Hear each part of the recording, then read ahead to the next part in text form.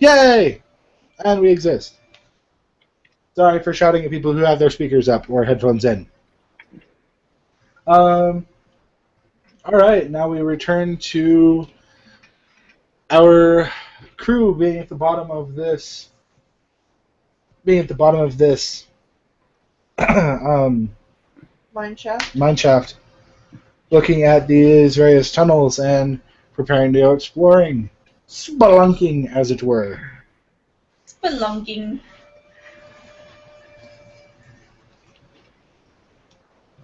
Alright. Well, I suppose we should head down that middle one. Being careful for traps, of course. Wow, I haven't actually heard that in quite a while. Yay, check for trap holes!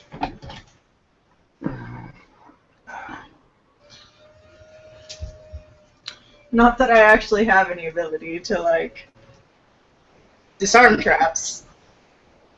But I will dungeoneer to discern where logically trap building would be opportune.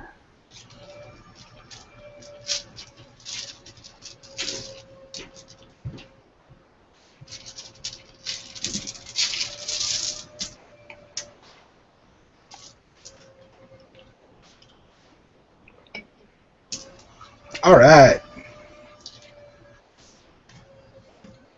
are you really gonna roll on the carpet? No. Okay. No, I messed up. Oh crap. Alright. So. You find no traps as you progress down the tunnel, Okay. and you come to another fork in the road where you can see down the center path a large black door. Well, that looks like the door. Well, can I see anything down the other two paths? I thought there were 11. Yes, you took the oldest. Oh. We took the oldest and got to another split. Yeah. Both the other paths arc down and together as though they were moving underneath this chamber. But you can't see very much from where you stand. They go maybe 30 feet out, and then they turn too far for you to see beyond the tangent there.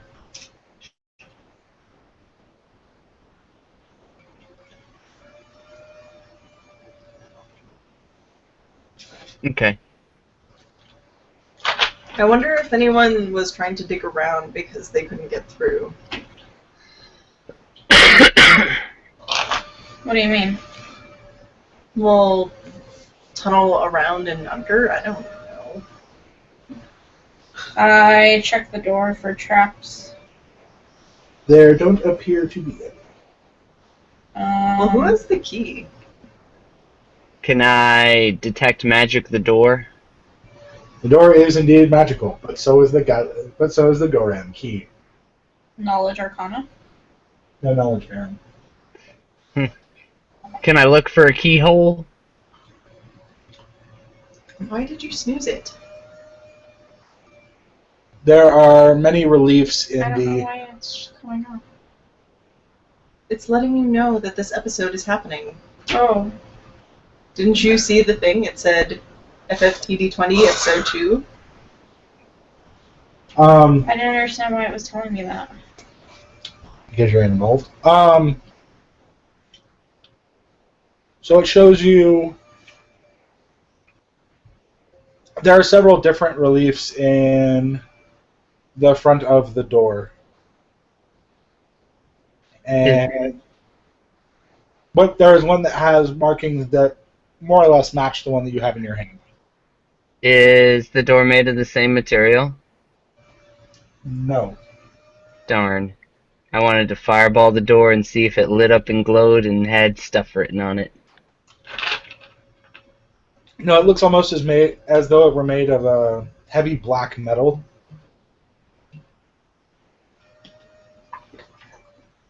Whereas the runed key looks more like it's made of obsidian. Well, You might still be able to set it on fire. We came all this way. Can't you just put it in already? hold on. I'm gonna ask Moogalina what she thinks. Patience, dear. Foreplay. I think that might be the hole it goes in. What do you think? Because I can't read any of the stuff that's here. You might be able to. You can tell he's not very experienced. Carbuncle points his nose up at one of the top two reliefs. It's the one on the right, Moogalina says, pointing far away from the socket with the matching runes. See, and this is why I asked the person that knew something about it. Alright. Can I? I'm gonna reach up and stick it in the one that was indicated. It vanishes, and there's a rumbling. Look, now you lost it. As the door slides partway into the ground. It moves maybe 3 feet, leaving a gap at the ceiling, and stops.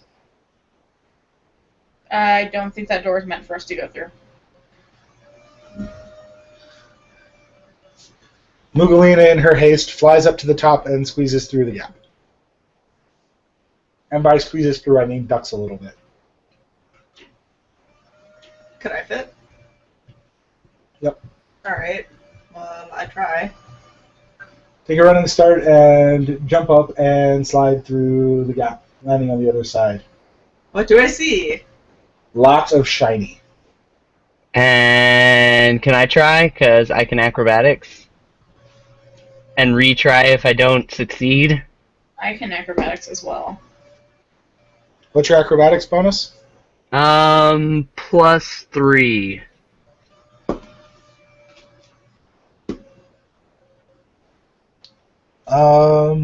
No, you fail miserably. I want to do it again, but try and do it better. That time you made it. You take a bit of a running start and high jump your way through the door. I stay on this side in case you guys get up here. Seems good. I have no business in there. Gar leans up against the wall. Number 1, bleep bloops. Bleep bloop. If you guys need help, I could send Mag in there. Mag is, by the way, your support droid, Oh, which you have yet Well, to... I was able to discern that. I'm like, Mag, okay, got it.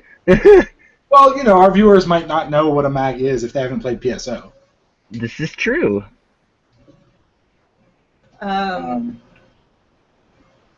So, yeah. Visual aids?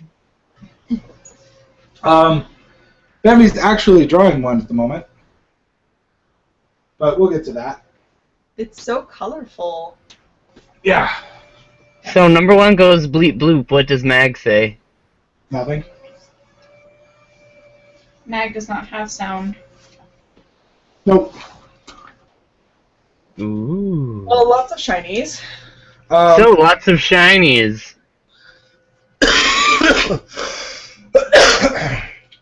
There's a number of books against one wall, and two large gems, one white and one a deep purple. Knowledge check.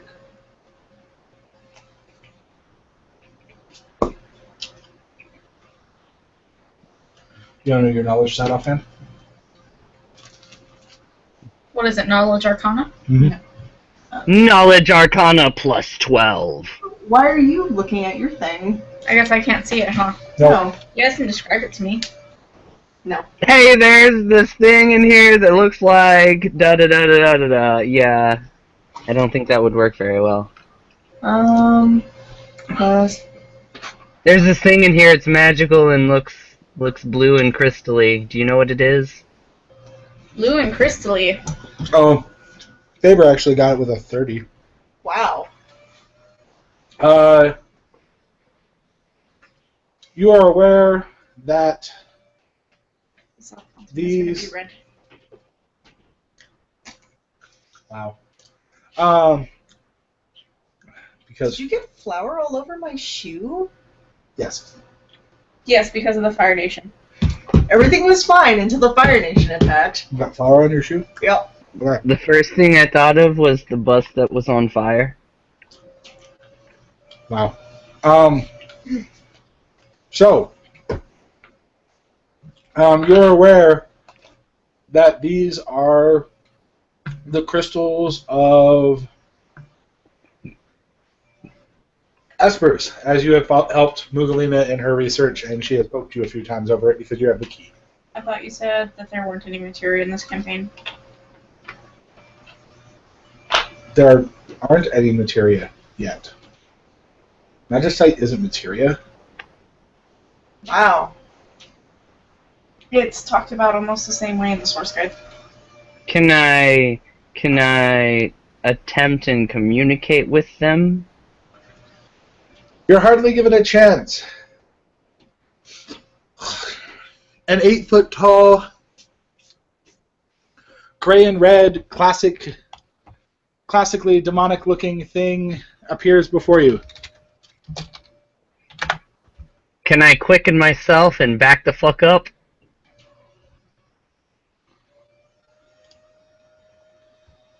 Well, that looks sweet.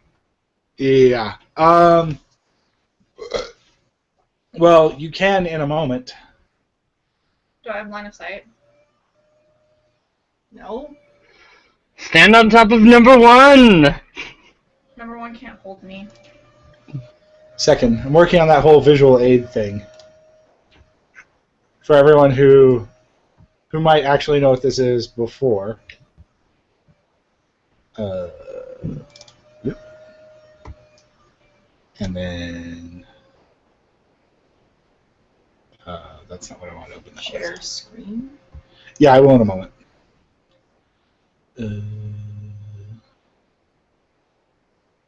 Well,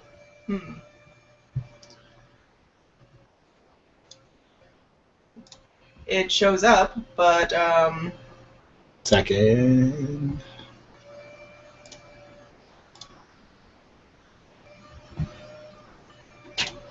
Do we have any viewers currently? no. Well, it is being recorded on YouTube all the same. So here we have the thing. Hold on, I want to see. Oh my gosh, it's a thing! Well, It exists and floats floats between you and the dark crystal. What does that belong to? Can I talk to it? Or color entirely. Okay. You can try. well, what does it do? It just sense intent? It doesn't attack or anything? no. Sense motive, you mean? Yes. That's motive as well. You have no idea what it's thinking. It's just kind of sitting there, smiling. Do I have line of sight? What does Moogalina say? Moogalina is just kind of like dancing in place, awestruck.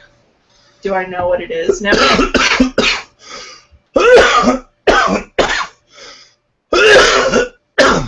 No.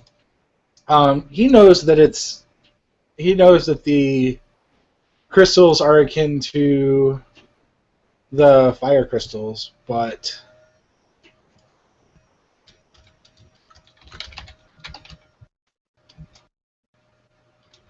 So I take it that this is probably the representation, like the physical form of one of the crystals. yes. I would like to share this knowledge with Quinn. Okay. So this guy here is essentially the corporeal form of that crystal there. I see. So Yeah. I take it that this is an Esper then? That would be my best guess. He nodded. Moogalina's nodding all. Well, hello there.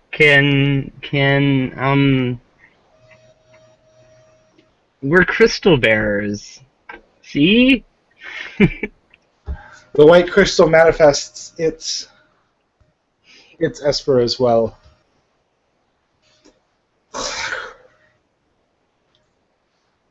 And hello to you. It prances in place. See, I told you they'd be here soon. I told you I heard Titan. Ugh. I must be getting deaf in my old age. Welcome, crystal bearers and friends. Welcome. Yes. Thank you.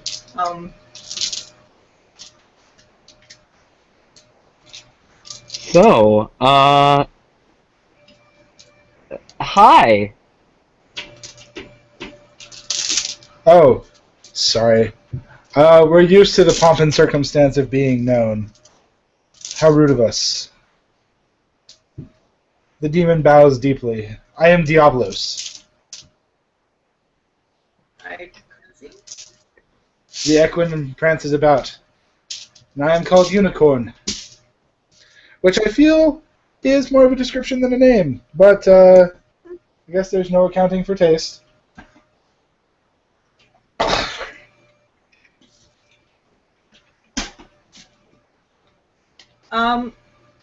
Well, our comrades are on the other side of this wall. Oh!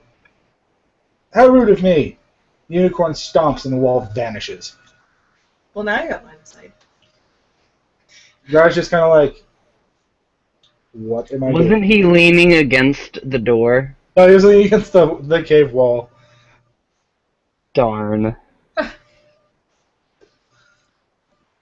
Dahlia's like, it's pretty! And runs up and hugs Unicorn's leg. Oh my goodness. Unicorn is just like, oh, okay.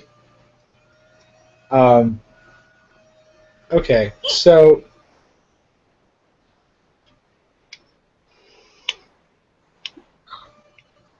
that's and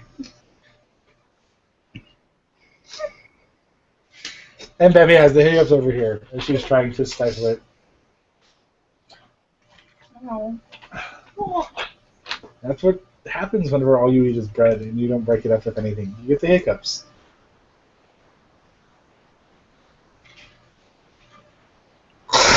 So,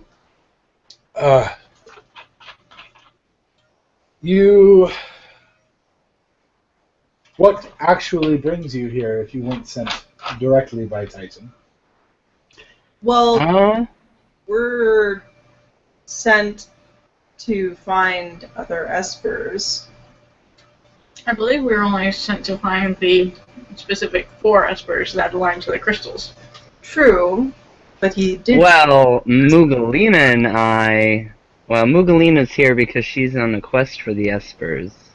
And I'm here because I was given the key to the door. Ah! Diablo smiles. And I mean, when given a key to a door, what can you do? You have to find the door and open it! Diablo smiles.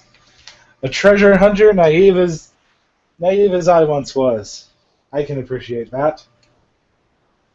Oh, I was aware of more than just treasure. I'm sure there's a wealth of knowledge in here as well. You two alone are... Is wealth not treasure? Or is knowledge not treasure? Does that say Japan? Knowledge is power. I thought you said you weren't going to read it. The map. I'm reading the map. Oh. Essentially. Yeah. Um. So, if you have the key, then who would it be now? Vale. Yes. Yeah. How is the old coot? Fairly well. Helped him out a good bit. Took care of some problems in the area, and he's just wanted to see what was behind the door. He said he wasn't able to ever like find the door for the key. No, I met him elsewhere. I led him to the key. I was one of the Ah. crystal bearers, which is, how you got in and how I knew who you were. Gar walks up.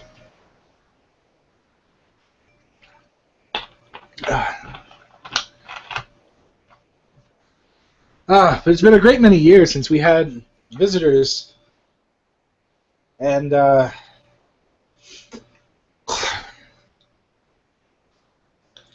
so what?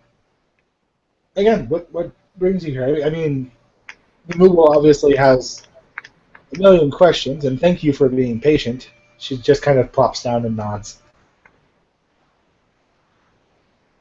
I was here to make sure my comrades survived. Oh, there are plenty of threats in the mountains, but there aren't any here. As well as the wealth of knowledge.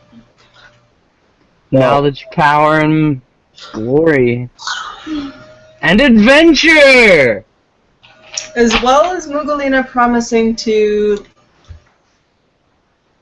lead us to the other Moogles when we completed this. Moogalina nods. It's assured at this point. Yes.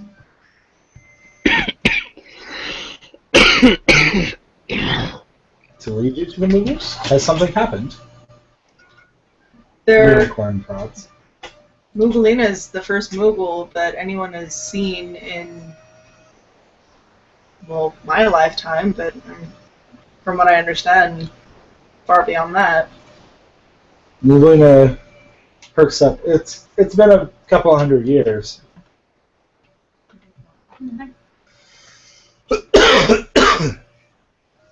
Unicorn looks dismayed. Well, I suppose it would be fair to go and seek them out, because they have debts they need to honor now. What? Oh? Moogles made a pact with the Espers many years ago. Now that we have come to find ourselves drained by the forces of time itself, we will... Time, you say?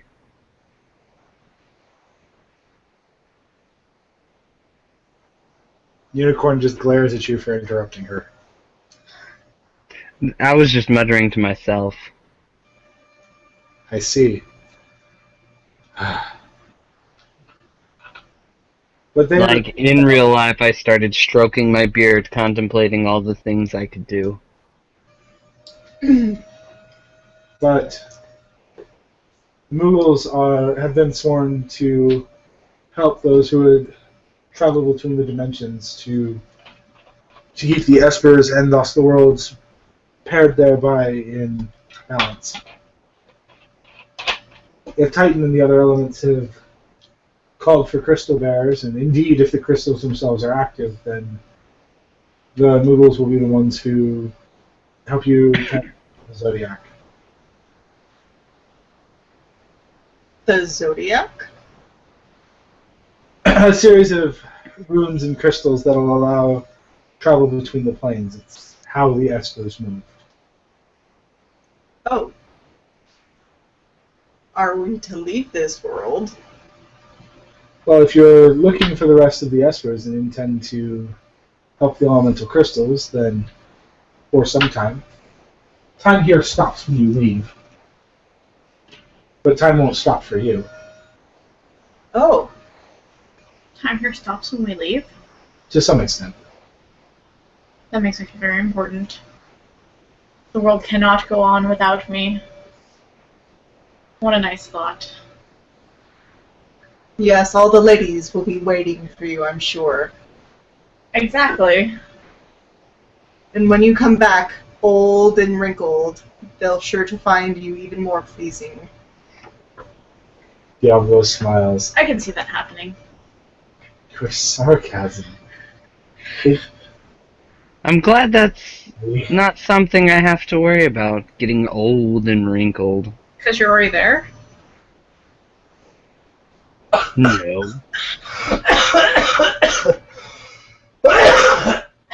Glorious. Still. Come in, don't just wait by the door. Come into our cavern. And Gar and Dahlia and... I thought Dahlia was humping Unicorn's leg. Oh, yeah. Oh, Gar So, and number one and Mag. Mag and Richard all funnel in. this makes me want foul. I'm sorry, I don't have any. I'll get some next time we do a thing. Next time we head to HMAR, I'll get you some bow. Maybe I'll get you some Pocky or something as well.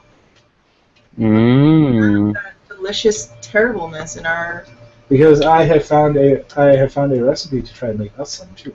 Ooh. Ooh. Okay, well, anyway.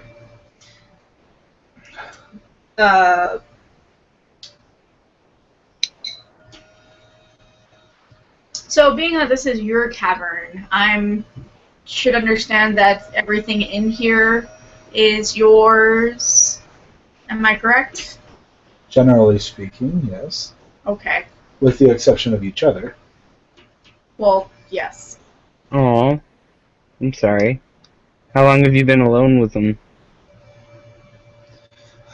They speak in unison. About 2 millennia.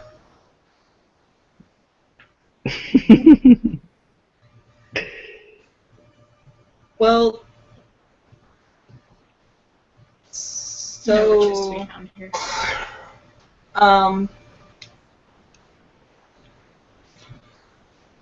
I don't really know where to go from here. We came Moogalina- here, and I guess we were expecting... Moogalina sits up and finally wiping the starstruck out of her eyes. Begins to ramble far too fast to be coherent.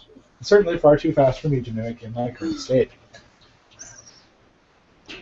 So, Moogalina's staying here with them. Why Yep. don't they come with us?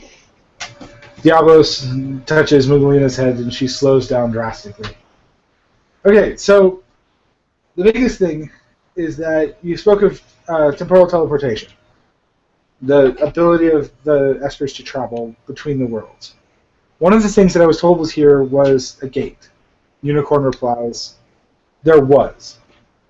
A very long time ago. It has since been sealed. Which is why the only way to travel at this point out or in this world is going to be through the Zodiac Stones.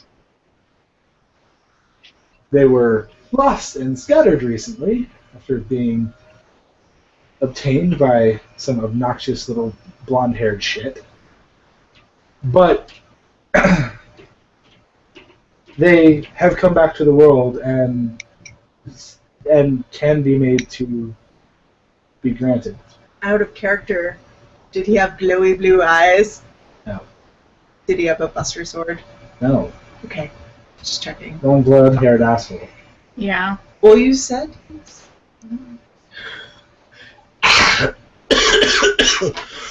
but you're talking about that blonde-haired asshole. Yeah, that one. Okay. So, The other one. Which ones we are speaking of? no, the people who played the game know. The people who don't, we'll find out later. Okay. Tee-hee, sorry guys. But That wasn't a short time ago. it was like 25 years ago. Give or take 300 because of dimensional stepping.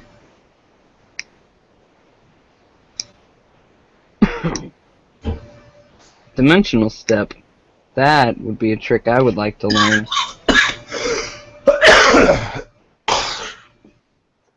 Well, but if you are the crystal bearers, then,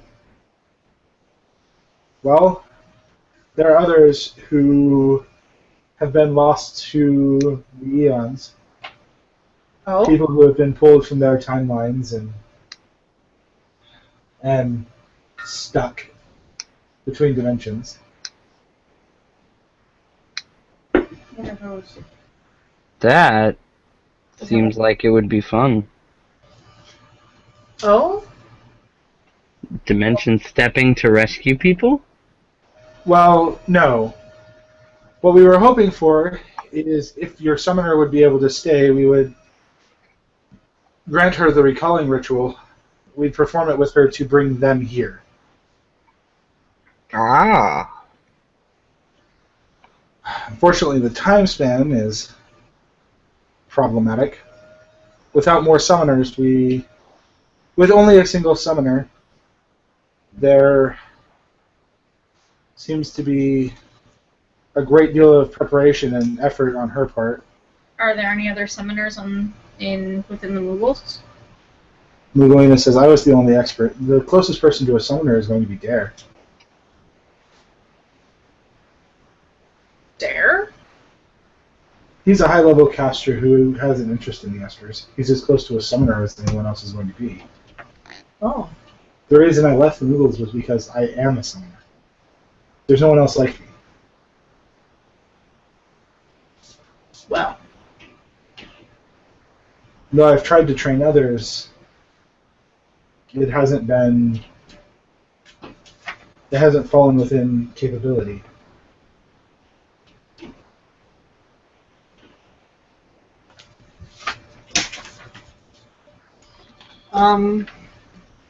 Well, how long is this ritual going to take?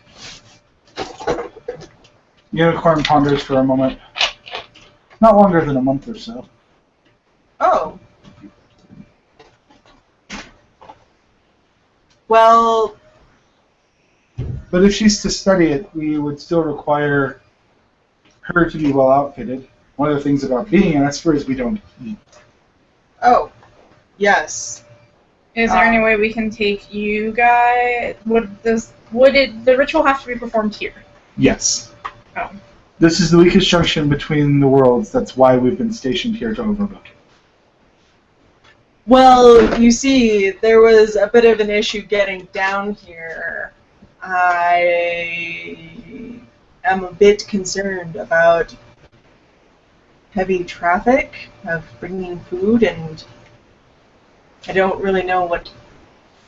Moogalina says, Probably get the goblins on it. I'd only need rations. I mean, I've worked on almost nothing. I just need enough to keep up my strength so I can continue conjuring my own food. Oh. I mean, I have to have something to turn into energy to turn into food. But I can drastically improve rations as long as I have them. I'd also like, my bedroll and my things off the ship. But I'm prepared to stay. If you guys are going to continue exploring the mountains, would it be okay to send... Oh, we'd actually need Richard to go. Then you can't pilot the thing. I'd be okay to come back with what you need to stay here. Don't I have bags of food No. that have gone spoiled after several months? That would have been absolutely disgusting. It would have been rotting in your sack. Would it really surprise you? Do I at least still have the flask of Pneumo Ale? You do. How long does that keep for? Or does it, ferment with age? Probably ages.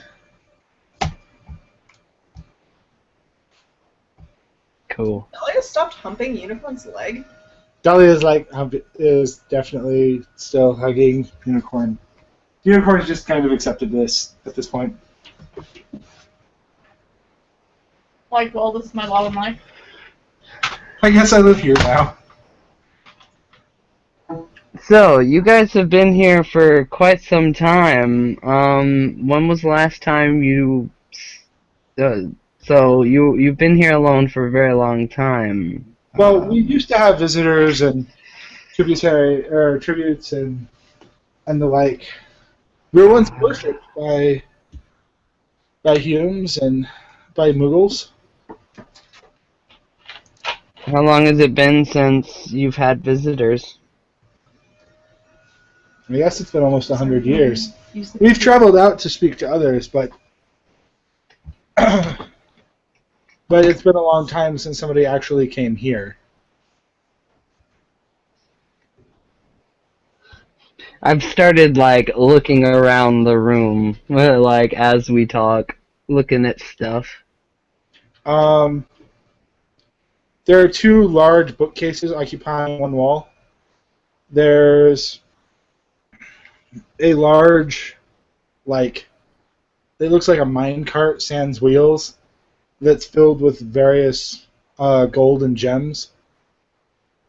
There's a weapon rack containing well cared for lengths of steel for various blades. Two large completed blades stand at either end of the weapons rack.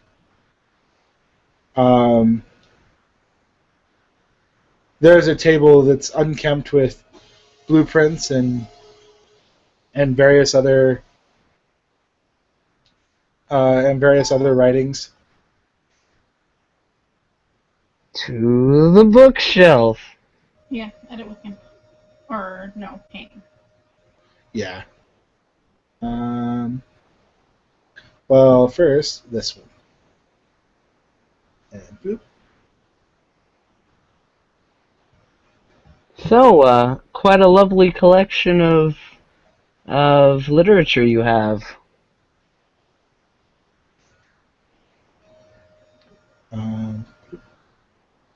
They're books from across the ages. Also, this.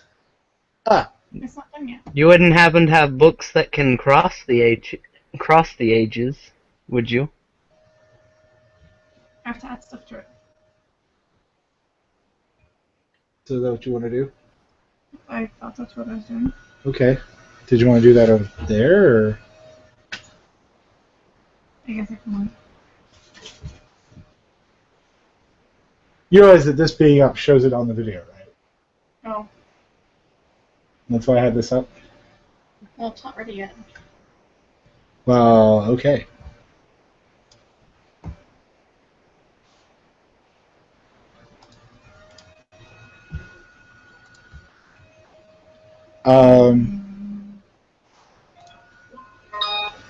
Hello? So, Yes, hello. yes, hold down the tone fever. Alright. Okay, you're good. You viewers at home, be extra quiet. Wow. Wow.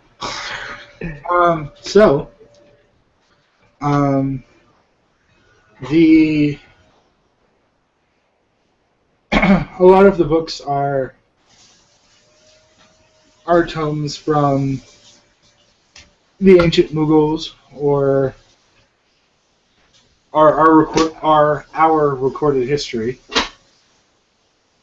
Some are a little more than books of birth records. Some are into the refining of various materials and metals. That might be useful. All of which are considered sacred, and for the time being, they'll be off limits to you. That's fine. I'm just curious. Perhaps after Moogalina finishes the ritual, we'll be interested in allowing you some of it. She okayed the love letter, and now we just gotta send. So we'll have a great deal of interactions once these things are off our shoulders. It is quite taxing holding someone between dimensions and out of oblivion. I could assume so. Holding someone? Someone's.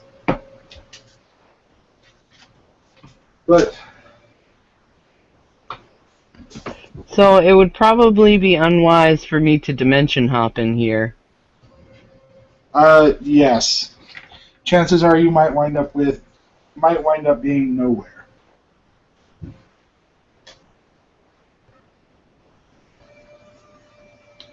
Being between realms is to exist within nothing. If you're not torn apart by the void and you're held by us, it's very bleak. I was just curious if there was any way I could help you get people back being able to dimension hop like that. Maybe I could pop in, grab them, and pop back out. The problem with that is that we're holding them in stasis. If you were to disrupt them, you might be able to grab them and pop back, or you might grab them, the void grabs both of you, and drags you into nothingness. On the other hand, the ritual we're asking for will enhance our strength and allow us to just finish pulling them back. So these people must be of, like, really great importance for you to be willing to hold on to them for so long. We've only been holding on to them for a few years. They aren't from this realm. But I suppose you'll know more once you meet them. I'm just wondering if there's any way I could help. Don't believe so. Only those attuned to magicite or to summoning are going to be able to help. On the other hand, there's at least one of you who has come into contact with materia. Materia? Question mark? Magical crystalline entities, mostly made from the souls of humans and humanoids. Oh. Really? Yes, like that which is hovering above us.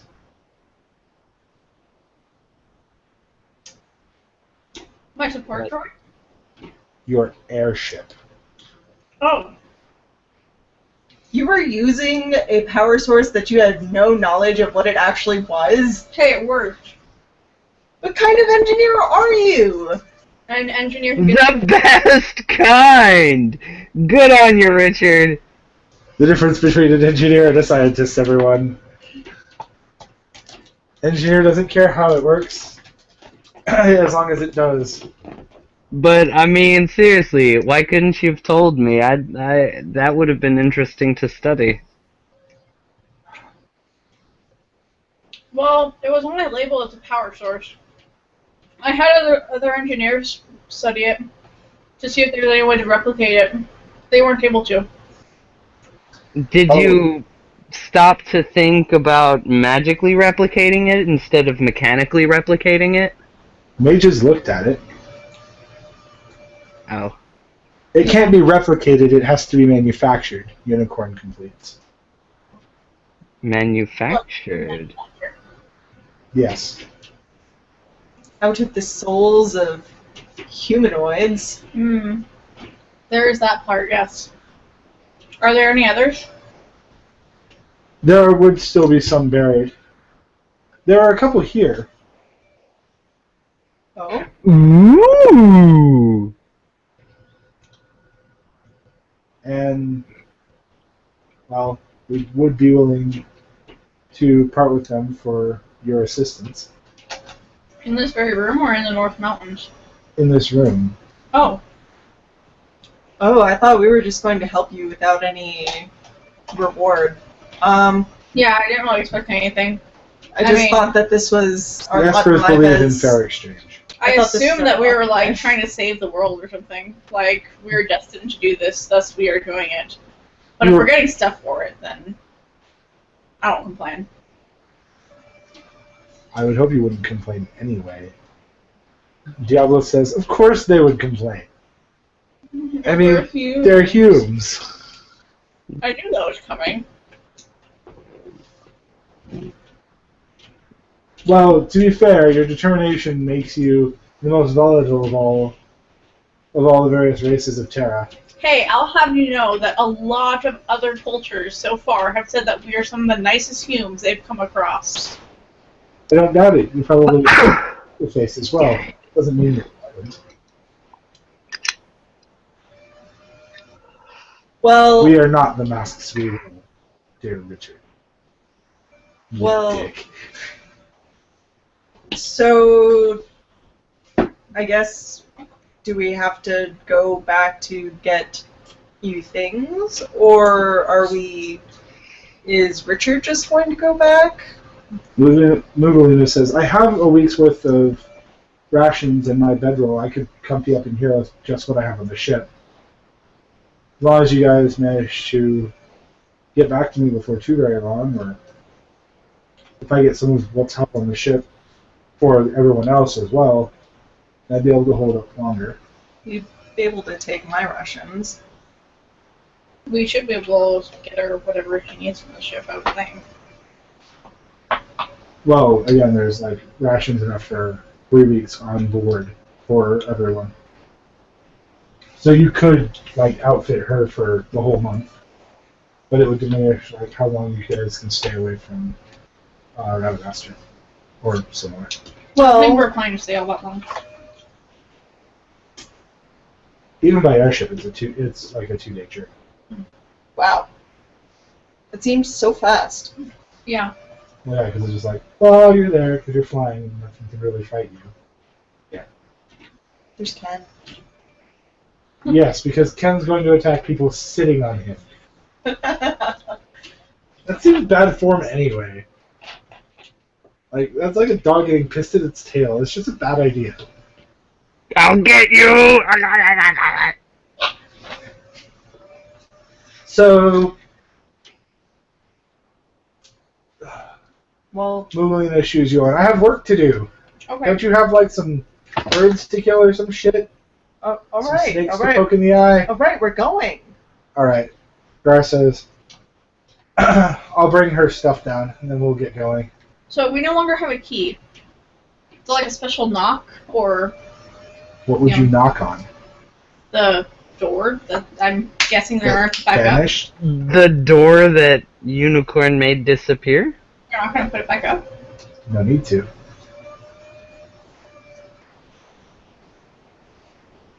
Well, we got down here pretty easily. I can imagine other people would be able to as well. For instance, there seems to be recent tunnels. And digging. The goblins have been moving about. They can't see the entrance. If Oh. they don't want them to. Well, that's convenient. We can mask the door. Oh, Walk to them. speaking of which, the goblins were digging around up in this area, and they dug too deep. Ah. Yes, they've...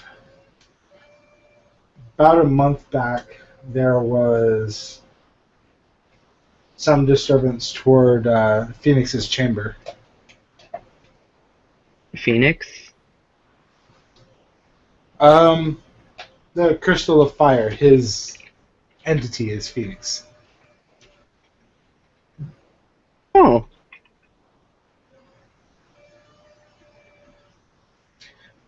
But when the goblins were retreating, Titan had said that the entities that were after them, he sensed that they were indeed evil, which is why he sealed off the area that was leading there. Is not Titan, is Phoenix evil? Are the goblins evil? Monsters No. are attracted to the crystals.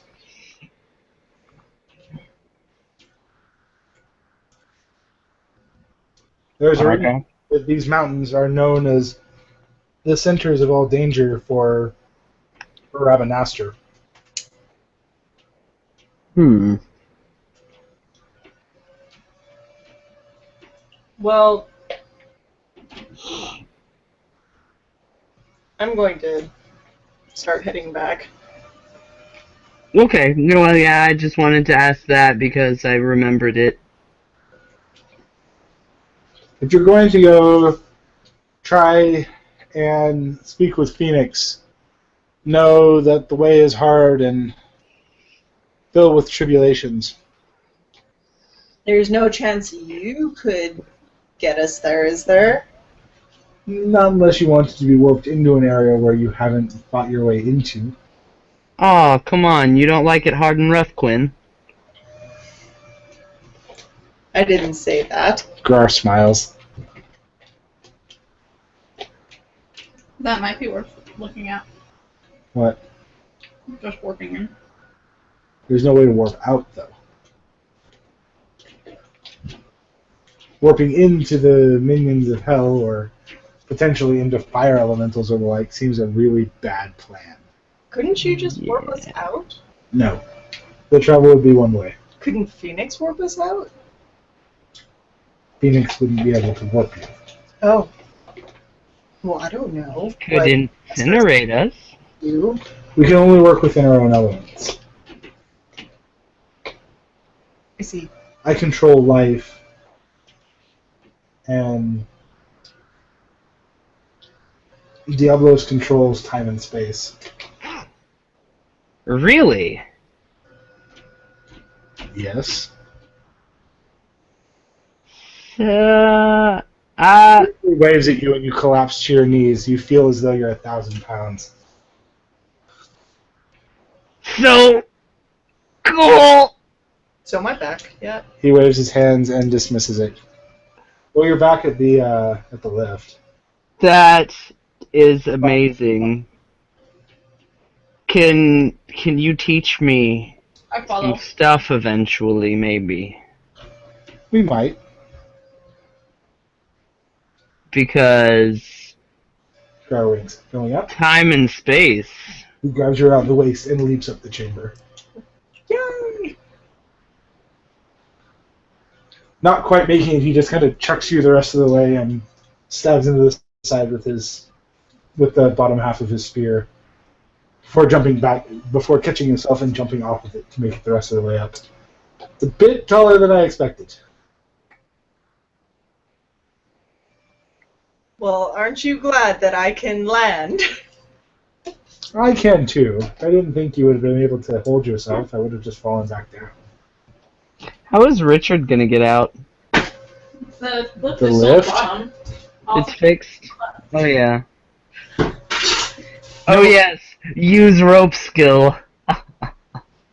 Yes, on the not to use rope. So, number one drives onto the platform and bleep groups at you. Moogalina shoes Atmos out of the chamber. Number one. What? Rolls onto the lift and bleep groups at you. Right, make me do all the work.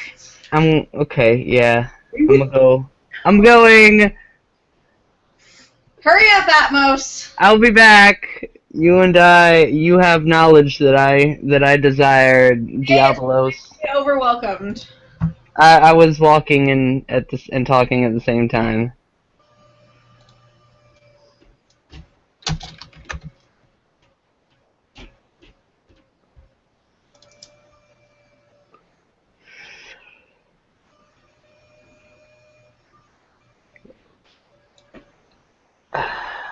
I'm gonna quicken myself to just like zoom onto the lift in like a turn. Okay. I pull us back up. Alright. I'm just like the Flash. Shoof. There. When is this? Shortly for you, actually. Are you showing me spoilers? No, I thought you had already seen this. But No, I didn't. no.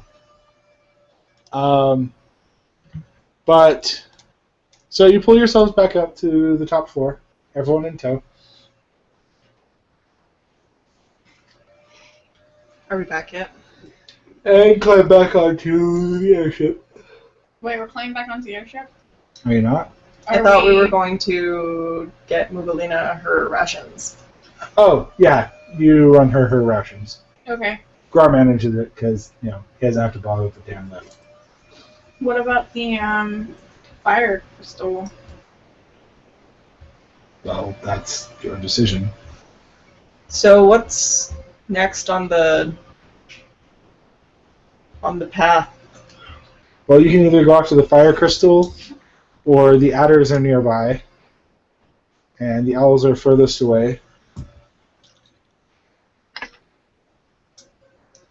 Well, let's go get us an adder.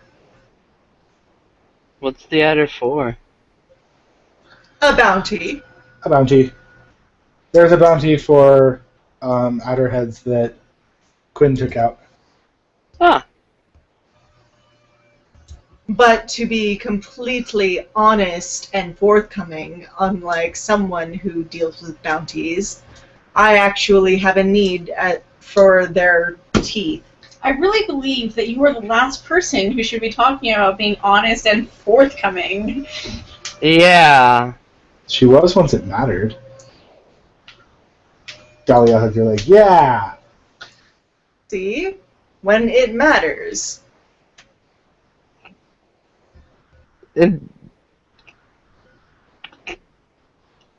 Atmos hasn't had an instance where his lying would matter or not.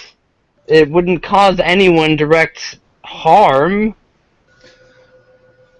Which is why Quinn had to pummel a Seek. Atmos could have taken care of it. I'm pretty sure you would have died, Atmos.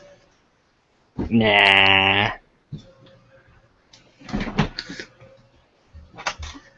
Gra rolls his eyes. Anyway, technically the Sink wouldn't have been angry if she hadn't meddled in the first place. We were Exactly, it was your fault. working as emissaries, and I wasn't about to get into something that I didn't know anything about that seemed really shady. So it's perfectly You didn't have to join us. you don't know anything about that might be shady. But I was... the entire time was in something that we had no idea about that was absolutely shady. You I know, really don't think you have a leg to stand on here.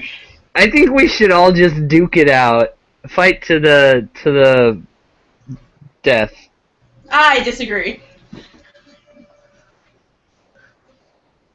Oh, what's wrong? Are you afraid of her? Is that from Grar? Yeah. I'm afraid of her. Me? No, I don't have any reason to be. I have no reason to be afraid of her. No, I say that because you haven't seen the body she's left behind. neither of you. I've seen some of them. You've seen one of them. None of you have seen the bodies I've left behind. This is true. Except that Goblin King. Well, two parts of the body, I suppose. But that's beside the point. If you don't trust me and insist on being this way, then I can just go hire someone else to come with me. To go get adders? Yes. Oh, I mean, I was gonna join you anyways because I already knew one of the uses for hunting these animals, as I do in fact have a book on enchanting.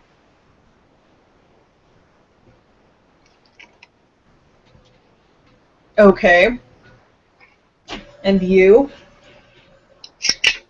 I don't know. We do have, like, a Save the World task at hand, where we go and find specific crystals. And while I understand that you've already found your crystal, so it might not be as important to you, but there is a fire crystal around here waiting.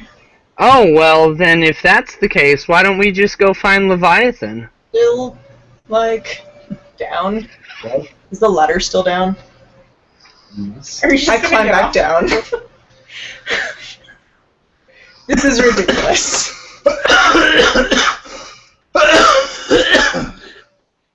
Gar jumps on after you.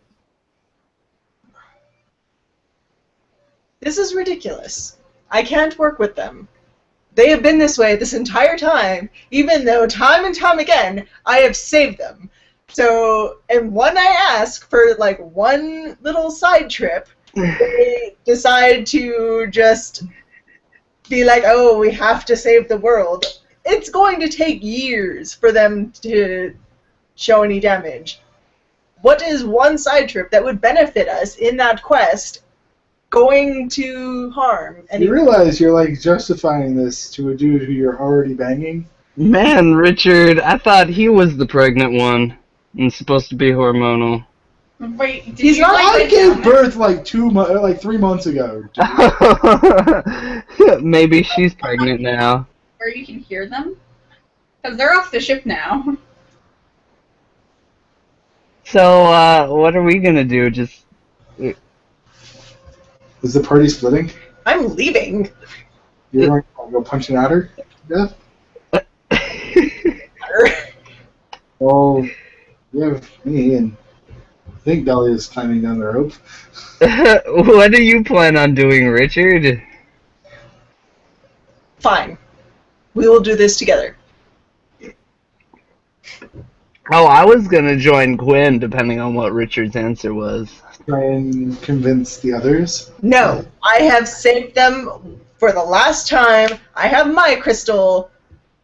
No. Just as she's saying this, I'm like getting down at the end of the ladder.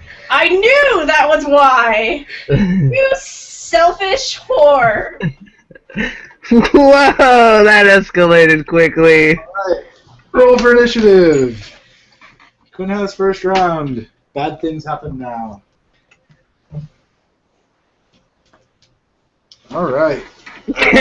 Can I, rewind, Combats! Behold! jump back in time and tackle Richard, holding his mouth shut? I don't think your moats work quite that way. They don't! Alright, green or clear for you. Green. Alright.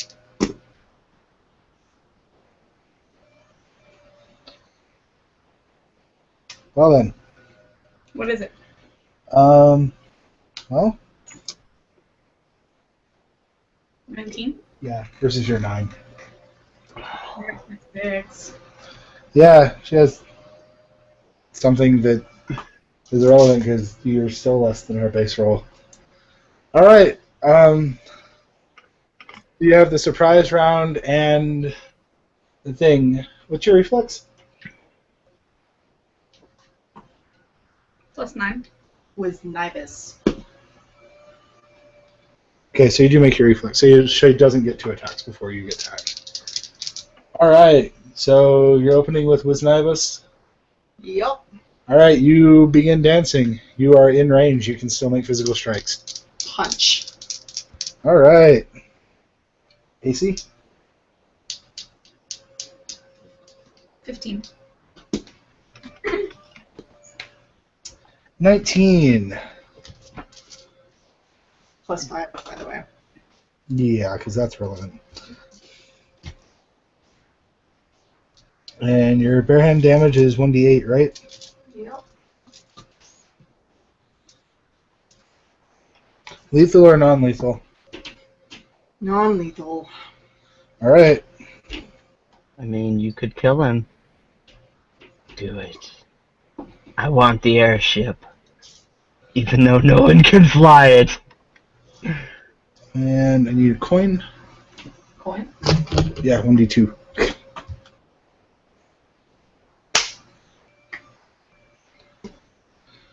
So 2 plus half your level, so 4.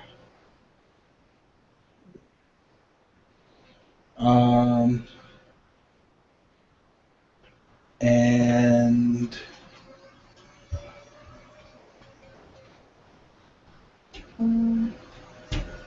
Wow, why do I not actually have anything for you? so she strikes you for 4 in her opening round. Okay. Okay. Swift action. At the beginning of my round, I shout to number 1 to charge. Okay. So number 1 will be entered into next round's initiative. Okay.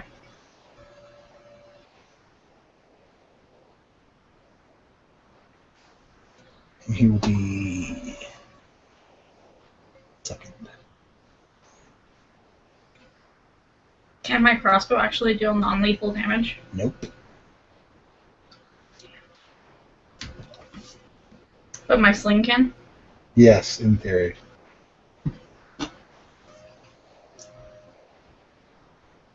You do realize She's currently your adversary. Don't go helping her. Alright. That's what you doing. I do realize what? Nothing. I'm not gonna help you. So, could I use a mode of time to act in the surprise round? You could. And then in the surprise round, could I grab on to Richard and use Dimension Hop to move him far away? Well, at range away from combat? You could try. I would like to. Awesome. So you expend a mote, and you act in the surprise round, so you get your initiative thrown. You throw a 5. You act after Richard. Does Richard act in the surprise round? Or is he caught flat-footed, climbing down a rope ladder? No, he was already standing whenever he was mouthing off and Quinn smacked him. Okay. Do I have a sleeping potion? But I still get to act! Oh. You didn't use it, so yeah, you would. I place the sleeping potion in the sling and I sling it at Quinn. You miss hideously. And attack of opportunity for using a Yep. ranged weapon. Fumble! You take no damage because it's a natural weapon. Was Nibus. Oh, right, was Nivus would hit anyway, because you launched an attack.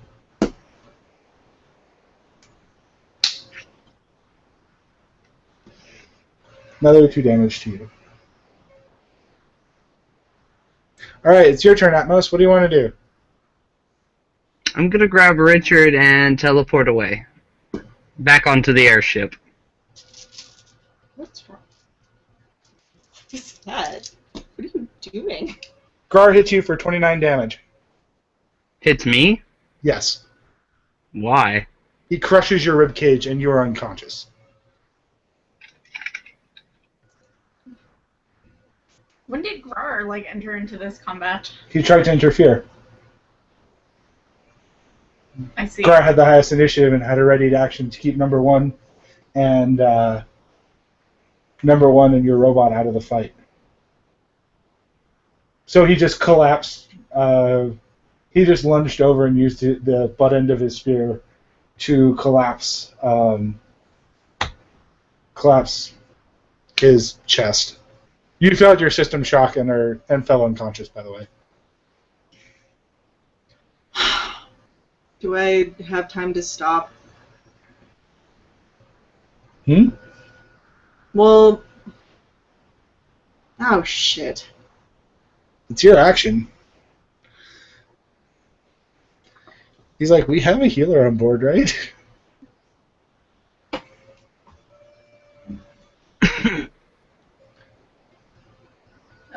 He crit with 13 damage, by the way. Wow. Oh! punching you. That's okay. I have endless hit points. Just about. 16. D8. Another 1. What is with your throws? I don't know.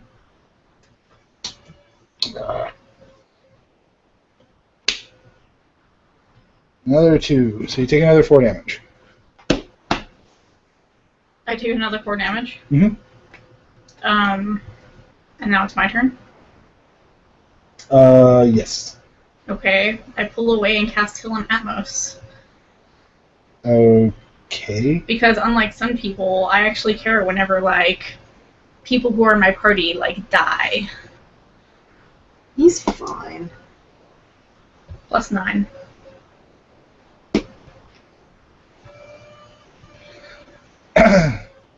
Well, Gar takes this. Gar stomps the ground and shouts at you, disrupting your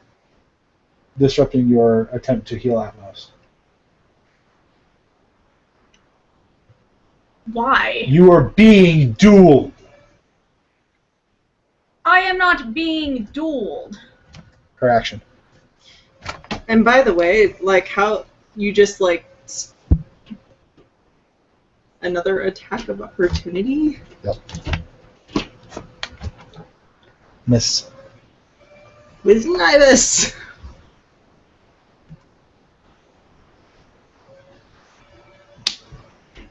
Another 2. Another attack. Yup.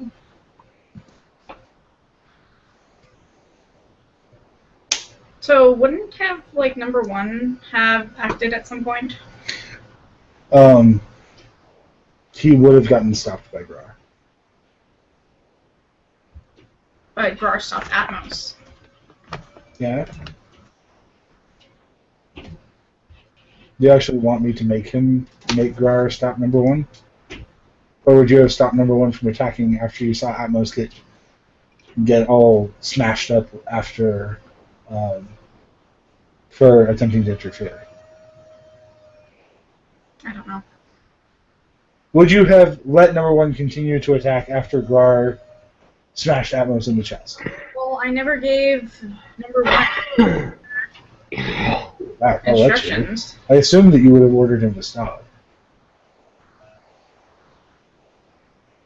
Except being an engineer, part of my attacks is my actual robots that come with me. And you think Gar would care? No, probably not. So would you have stopped number 1, or does Gar also get an attack against number 1? I guess I stopped number 1. That's what I assumed you did. So he's just getting all these interrupt actions. Gar really isn't to be trifled with. I leap back out. Is it my turn? Yeah. I leap back out of the way and I attempt to. Yeah. I assume you're striking.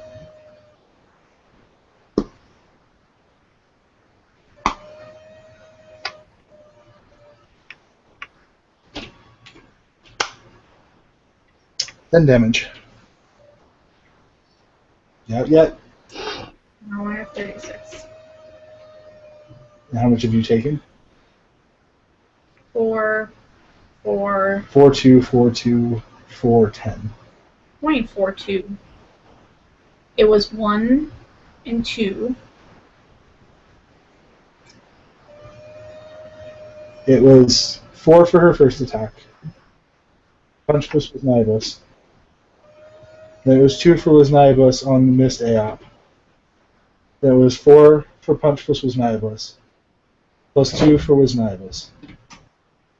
That's 10. And now another 10. And then another 10. So that's 20. Right. Which means I'm still at 16. Okay. You haven't been hit hard enough for it to trigger system shock. So, yeah, you're still up. So does that mean that I did not get out of the way? You did. But I sucker punched you while you were doing that. Okay. Yeah, you leapt back, but she got you before you could get out of her range. And I shoot at her with my crossbow. Okay. What's your to hit bonus? +3.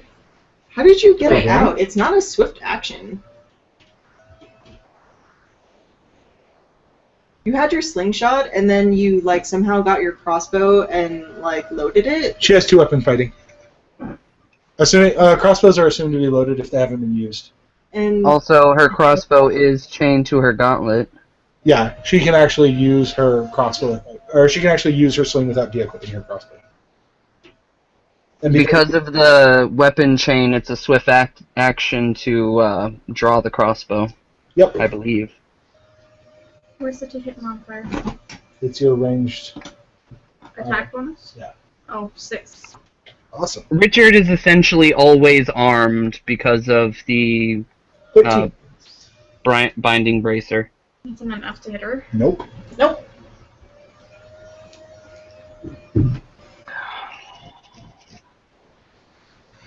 So, you tumbling and acting.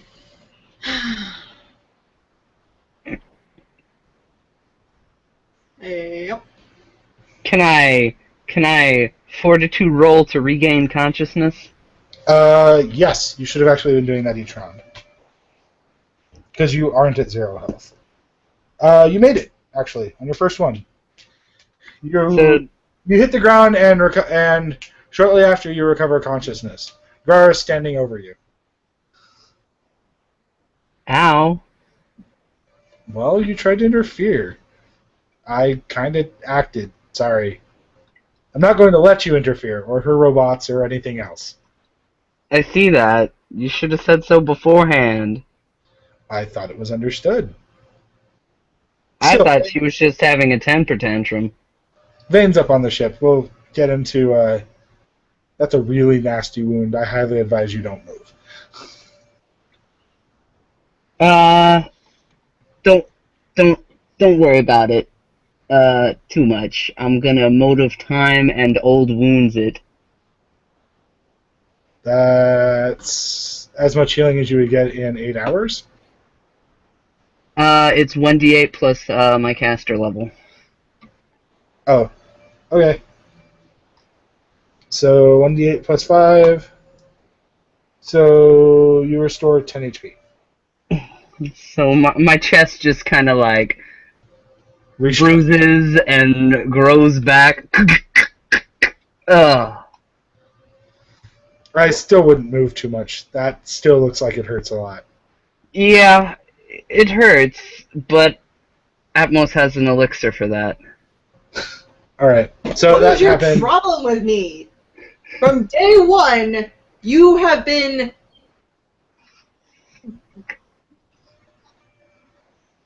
Ah! Hit. 6. 8 more damage to you. That's half your remaining health. But you make your system shock.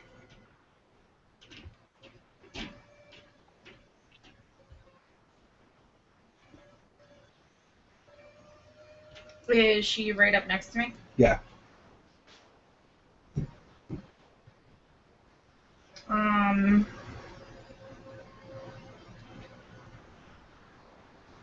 I use my cloak of disappearing. Which means she gets one more swing at you as you attempt to don it. Okay. And then it acts as vanish. Cloak of invisibility! 13, another hit. 8. So I don't make it, do I? She smashes you for 12 and you collapse. Well, that sucks. You fall to 0 health and fall unconscious as you crumple to the floor. Can we get a white mage down here? I don't think they hurt you. Be right back. And Grar jumps up to Grar about 2/3 of the way up the ladder. And she was up there. Next thing you know, he comes back to the ground with vein and arm. I don't like this, and I really could have climbed down. Time was of the essence. I really don't care. Oh, wow. What the fuck happened? He called me a whore. I'd never charge. I'm just going to get to work.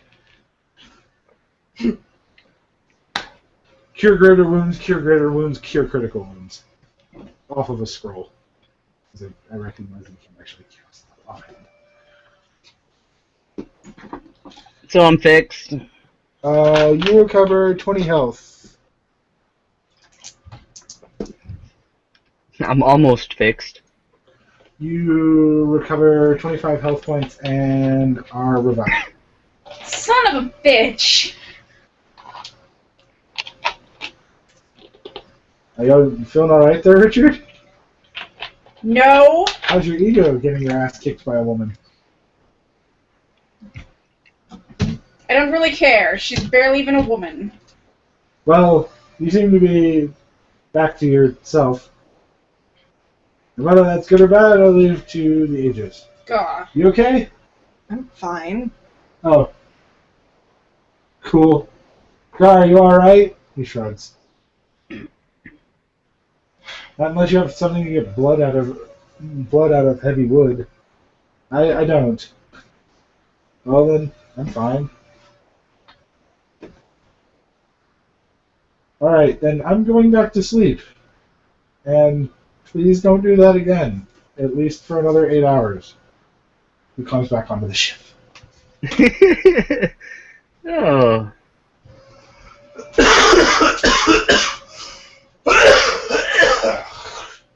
So, are you sure you even need our help with these things? Yes, I cannot take an adder, nor a... Yeah, nor an owl. nor an owl all by myself. I disagree. I mean, you just kicked the shit out of Richard. Do you even know what these creatures are, or what they look like, or what they're capable of? I would. I don't know if I know. Do I know? You know. Adders are, from FF7, they're mid-Darzalom. They're like 40 to 50 foot long, 6 foot wide, huge hooded cobras. Okay, that's what I thought. And the owls are like larger, evil versions of that fucking obnoxious ass owl from Ocarina of Time. Yes, you get to murder him. Yes, they are just as annoying. Yes, it is worth it. Yes, I'm bitter.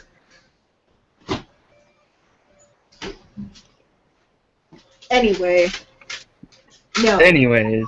Need you. If you're going to keep spouting these terrible me, I don't need to take it anymore.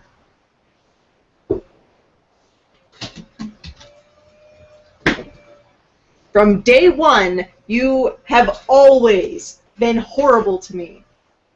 And I don't know why. Well, from day one, I obviously knew what I was talking about because you were a spy from that point. So I obviously have a great judge of character. What? Number one, follow. I leave. You leave where? I leave back into the caves. You go back into the caves. Yep. Okay, you travel into the caves. Oh, goodness. Oh god, all the trauma of this party. Atmos is gonna cast a moment because I need a moment here, guys. So okay. Fine. I'll make my way to New Ebenezer all by myself. I thought we were going to get adders. Well, I need an army now. Well, you have an Atmos. You're coming along then? I already said yes before you ran out of the airship. It'll have to be on foot. No? How are we going to get there then? Dragon? Is it his dragon? Oh, yeah. we both kind of just like point at Dragon. Ken's like, "Huh?" Well, fine. Can we all fit? I think all four of us should fit comfortably. Enough. I'll have to carry you, but I don't think that should be any big deal for you. Fine, let's go. Someone's a grumpy Gus. And chases off after Richard. Who? Wait, no. Gar. Oh. Farrar traces off after me. Yeah. I see. And he runs up to you, grabs you by your shirt, and lifts you off the ground, holding you at arm's length so you can't strike anything but his arm. Let me go, you giant fruit! See, a giant brute is exactly what I am. That's how I'm going to act. Because you're being both irrational and self-destructive. I'm being irrational. She's the one who attacked me. Because you're being a prick. I am not being a prick. You called my girlfriend a whore in front of me, which gives me, a crown prince of the nation, fair right to execute you. And you stand here complaining about her actions while I merely lecture you. Do you want me to explain again how you are being self-destructive? Or do you think you understand the gravity of your situation? Now, see, you didn't say that I was being self-destructive. I fully agree with that. Even though I really don't believe I should be in any sort of danger right now, because I totally believe that I am in the right. What I don't agree with is that I'm being a prick. This entire time, she's always been the leader of the party, and I want to go get the fire crystal, and then she throws a hissy fit. And I'm the one to blame? Because she threw a temper tantrum and hit me? This was I the don't think plan so. this whole time. We had set out on this plan, and I'm not there, but I'm probably like shouting this like while I'm. Look, Richard. Oh, I am preserving the energy of this moment in time because later all of this will make some excellent spell casting or time casting. Look, Richard. I'm all for getting your goddamn crystal, and I recognize that you have this drive because it's yours and you're a fucking egomaniac. And I totally support egomaniacs. Seriously, go spend an hour talking to my brother. I am very familiar with all this. What I'm telling you right now is that if you go after the fire crystal as you are, you will die. I don't accept that. We have been against greater odds, and we have No, you haven't. strived. Thrived? You illiterate puke? Look, Oh.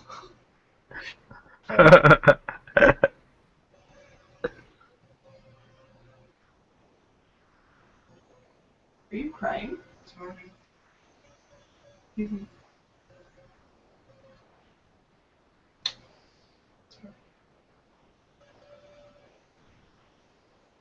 But no, we haven't faced greater odds.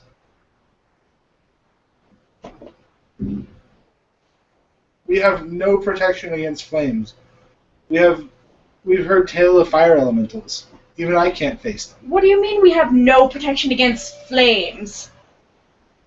We have someone who probably has a whole hoard stash load of protectant from flames. We have a chemist. We have a goblin chemist. We have a chemist. I'm a chemist. I see. And you're sure you can do this on your own? I never said I was doing it on my own. You charged off alone into the caves. I assumed you were going after the crystal. Well, you know what they say about assuming. No, I'm not going after the crystal by myself. Then what are you doing? I'm going into the caves. To go where? To go explore. Go and masturbate out my frustration. So you're just going to go map the caves? I'm gonna go somewhere that's not where she is. And you'll be safe? I'm sure I'll be fine. Alright. Run away like a Sicilian coward if you need to. I'm not running away. Not from her, from things that might jump you in the caves. If you want to go on being a prick, just be safe. We need you. I highly doubt that. You're a crystal bearer. I'd rather not have to find another one. You're pretty damn good at what you do. I don't care if you and my girlfriend fight. Now, if you guys want to be all up in each other's business, I don't care. I'm just insisting we work together because we're all pretty damn good at what we do. I don't like seeing talent running off and getting itself killed. Got me? I said I'll be fine. Alright. We're taking off. Vane's staying with the airship, as he said.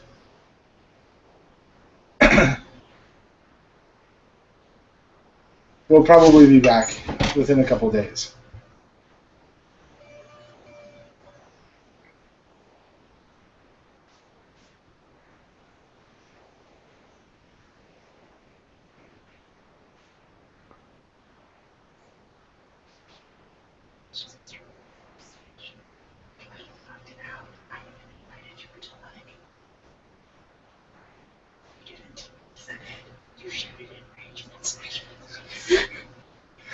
So, it's alright, Richard. If you want to go and do this thing, then fine.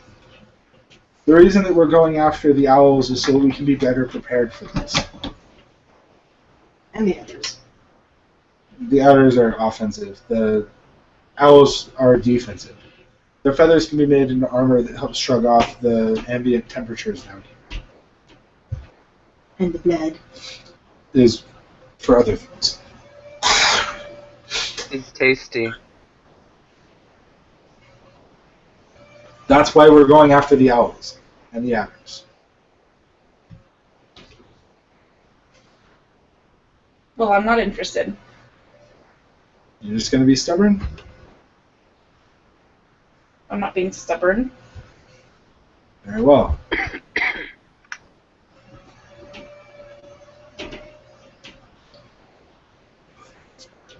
If you move the airship, do us a favor and tell us where you're headed so we can come find you, so you don't get all mauled in the wilderness. Take care of yourself. He walks away and leaps back up the tunnel. Okay. Okay. Well done.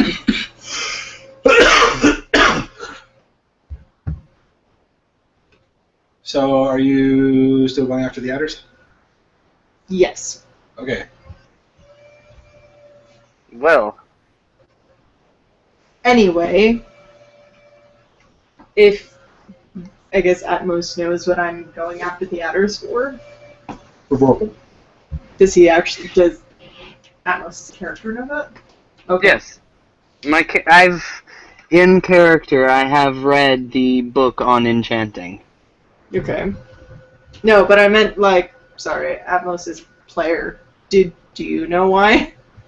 To get the stuff because components enchanting and stuff. Do you know what it actually enchants? Nope.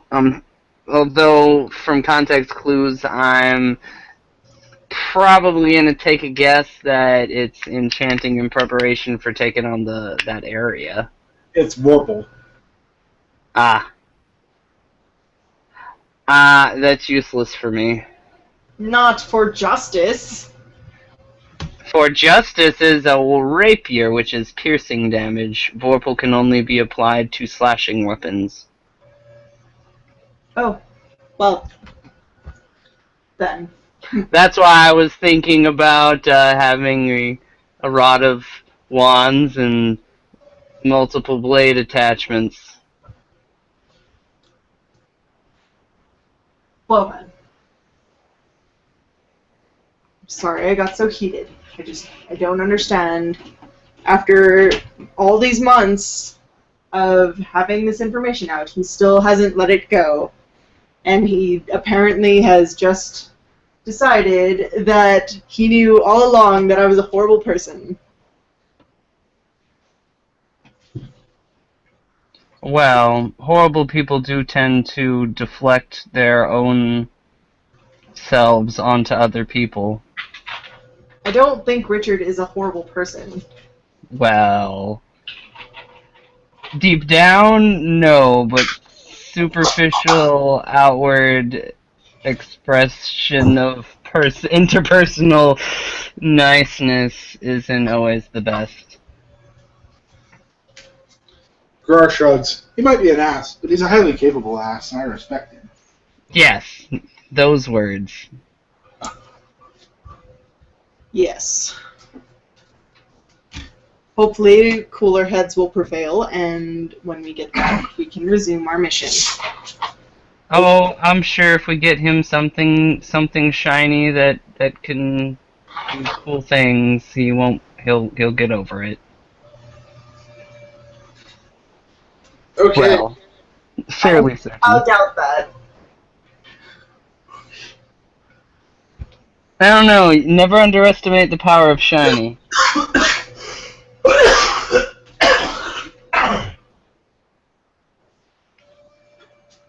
All right. So, Vorpal number 1.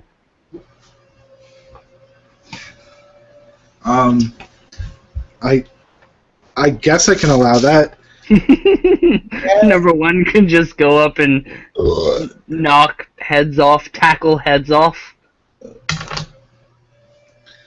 Well, she can enchant the carapace of her robots. So My robot is bludgeoning damage. yes, but your drone doesn't have to be. My drone isn't. It doesn't have any flashes. No, it could.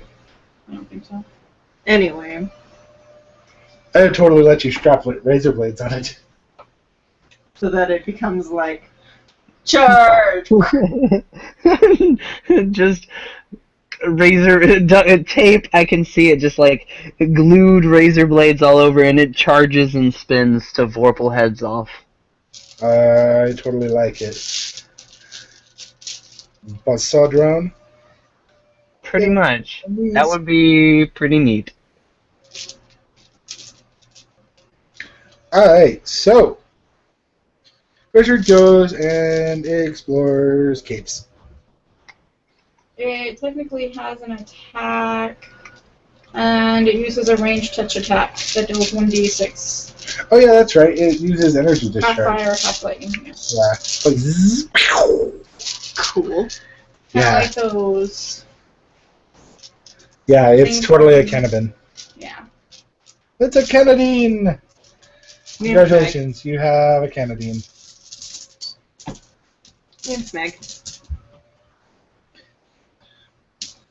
That'll make some head spin. You have a Cannadine for a mag. How cool is that? That's pretty cool. I like it. Except I always saw Canadians as being like heartless soul creatures that just are bent on like killing the explorers in the area. Where mags are like things that you feed and like take care of and love. But you could totally like capture a Cannadine and make it now if you. Canadian, your new name is Mag. I am taking you away from all of your family and friends. You can no longer swirl around like a crazy cyclone in happiness because you are with like your parents and your brothers and your sisters. You are with me now. And you get to watch me slay all of your siblings. And eat food. Instead of adventurers. Yay. Bye! Anyway, so So yeah. we're off then.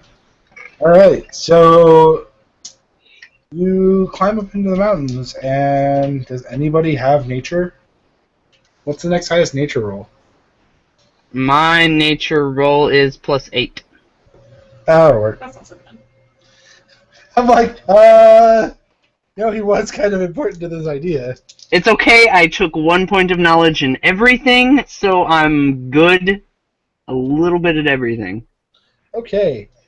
You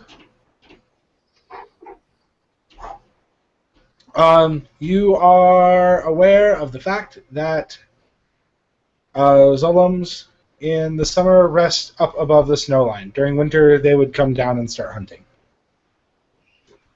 What? It's summer presently. Okay. It's like midsummer. It's like Virgo. Still? Or, oh, you're right. 3 months, it would be Capricorn, so it would be December. So they would be beneath the normal snow line and above the tree line on both sides. Hey, there's things at the place on the stuff. You have no idea what that is because you don't know about mountains or snow, huh?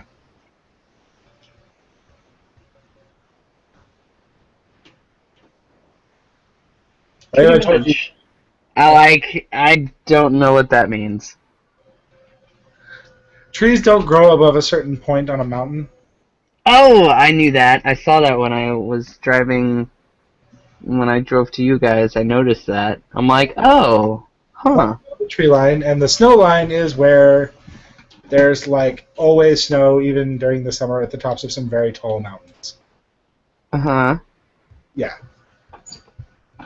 Okay. So now repeat that now that I know this information. The Zolums, during the winter, the Zolums live above the snow line, and they hunt like larger game there. Whenever the winter comes and the snows extend further south, they travel all the way down. Potentially, they usually nest above the tree line, but they'll hunt down all the way into the swamps. Okay. But they're nocturnal, so hunting them in the day, they would be in their nests between the tree line and the perma-snow line. And since it's winter, it would be in the snow. Right. So during the winter, during the day, they're going to be just above the tree line, and during the night, they're going to be out in the swamps. So hunting them during the day would be easier? Yes, because you're less likely to, well, somewhat. You might encounter a nest of several of them, where you never would whenever they're hunting. Mm-hmm. On the other hand, you can catch them unaware.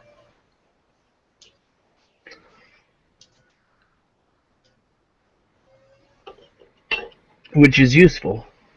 Right.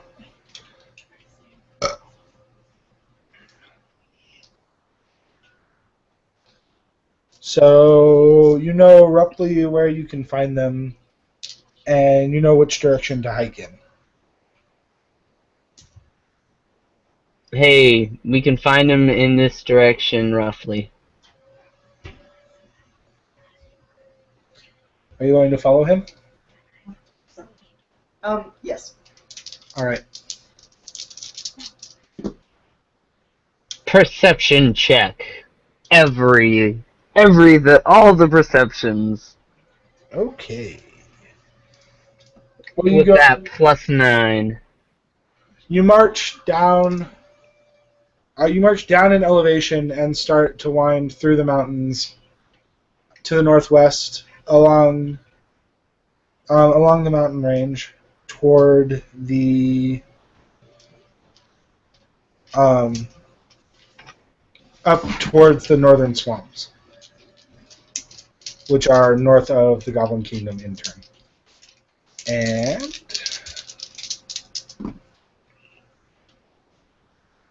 nice. You travel over about 6 miles, over the course of the next 2 or so hours in a nice pace march along one of the trails of the cliff face until you see 2 largest boulders that have large pools of darkness underneath. A prime candidate for snake hunting.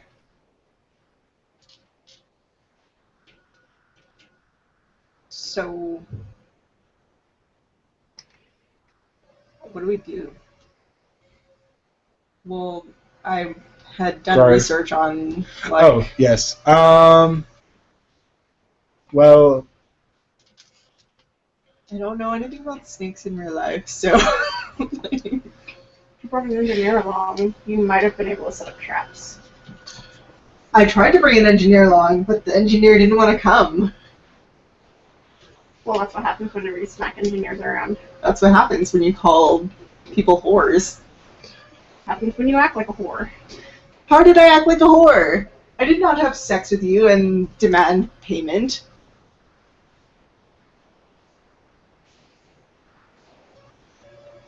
No. I didn't have sex with anyone and demand payment. You've had sex with many people. And But I did not demand payment of them. favors. No. Never did I once say, if I do this, you do this. If they just so happen to be so grateful that they decide to gift things to me, then that's their thing. But I never once, ever, being a terrific slut doesn't make you a whore. yes. In the meantime, generally, attacking swiftly and taking them by surprise is going to minimize damage. Okay. But you can't coup de grace a Zolom. I figured. Yeah, so catching them asleep is basically like surprise round plus any possible disorientation. Okay. And it would give you a chance to start your dance before going into combat. Okay. And I could quicken before combat. Yeah. Otherwise, like if you, basically the idea of catching it off guard is it allows you to buff instead of the possibility of getting caught off guard while hunting it. Now remember, the head needs to be intact, so don't smash its face in. All right. Atmos doesn't smash. Hulk smash? Although, I could Atmos smash. Dahlia is around and is like, is fire okay? Just aim away from the face? Yes. Alright. Is fire effective? No. No!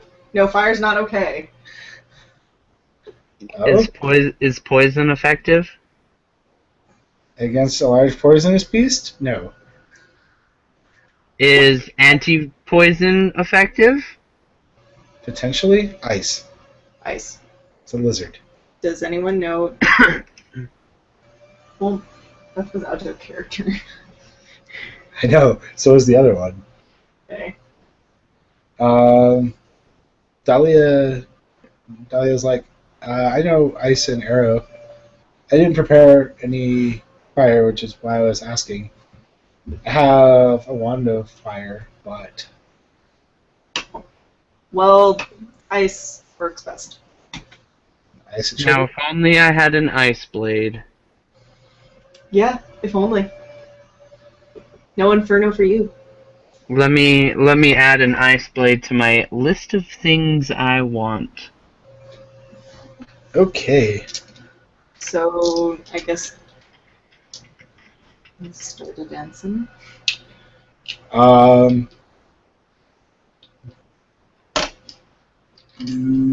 Yeah.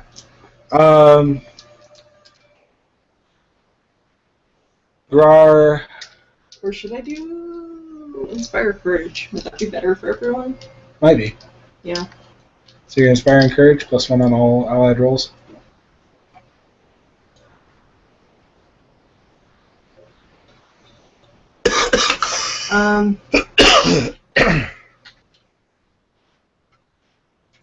Bleep, bleep, bleep. This is really embarrassing because I don't actually know what it does offhand. That's okay. That's what the internet's for. Or the books, which in this case are on the internet.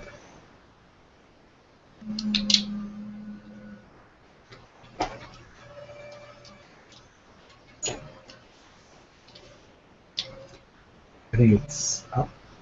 Battle Dance. Yeah.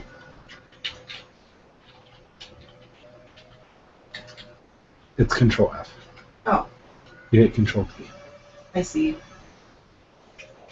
You're like, this is a really slow session.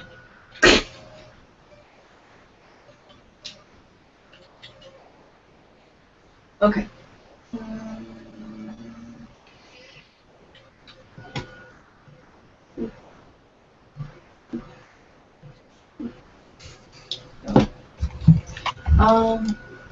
Here. Oh, and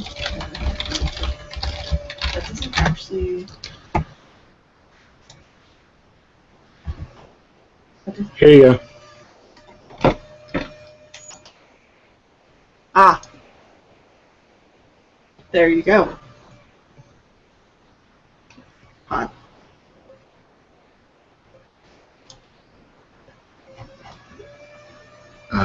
Let's see. Would be in down list of performance. Bolstering them against fear and improving their combat abilities. +1 morale bonus on saving throws against charm and fear, and +1 confidence bonus on attack and weapon damage rolls. Yep. So yeah, +1 to hit, +1 damage, +1 morale bonus. And since I'm +5, then it's an increase of. So it's +2. +2. Okay. +2 to all your rolls, which, so yeah, that would definitely be the better one. Yep. Alright. So, Quinn begins to dance to inspire courage. Okay. Grar drinks something that looks, from the looks on his face, is quite disgusting. Dahlia begins to glow yellow. Okay. I take a moment and time warps around me as I accelerate my body. Alright. Okay. Go on, Quinn, lead the charge. I don't actually think that. Okay. But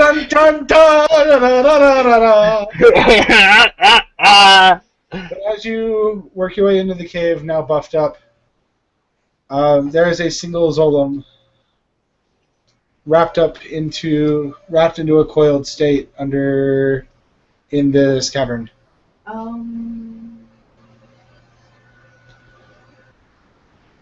Would punching it actually do anything? Yes. Okay.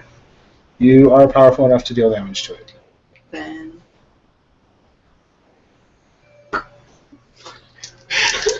What is the exact effect of haste? There it is. Found it. Never mind. Haste is in status effects. Found it. Beneficial status effects, to be more precise. Okay. Oh God, those are atrocious. Yeah, except for ours. Well then. So as you... Oh. But it's okay, because in the surprise round, whoever acts first still gets first action. Yeah. So you run up and just punch the snake in the fucking eyeball. Because they don't need eyes, they just need heads. And... Oh, shit. Wham! And everyone pretty much leaps into action immediately. Grar buckles down and leaps just about to the ceiling. As the Zolom kind of reels back from getting hit, Thalia hurls ice shards from where she stands. And afterwards, And Atmos is going to cast True Strike, and then for Justice, lunge for the snake's heart.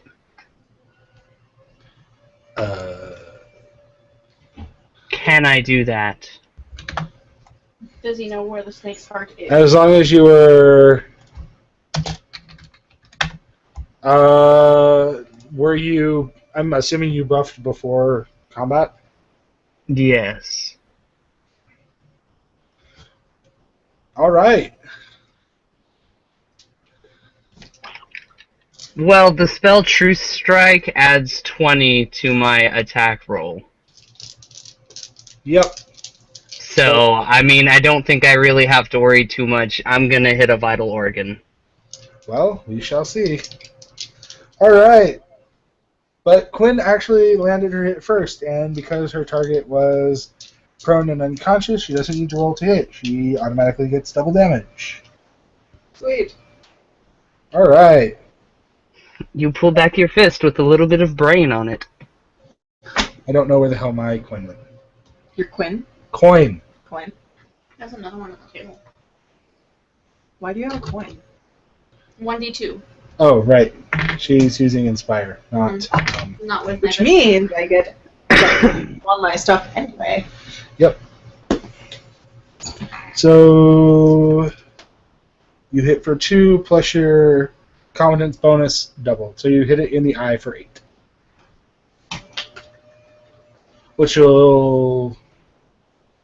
Which actually gets a blind check. I thought you said it didn't need eyes to see. No, it doesn't need eyes for the bounty. Oh. But, Is very mad. yeah.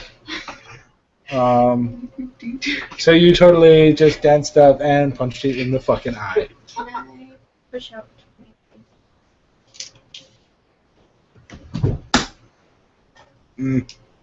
Okay, there's no longer enough room to sit there. Okay. So... Grar comes... Our Dahlia would be next.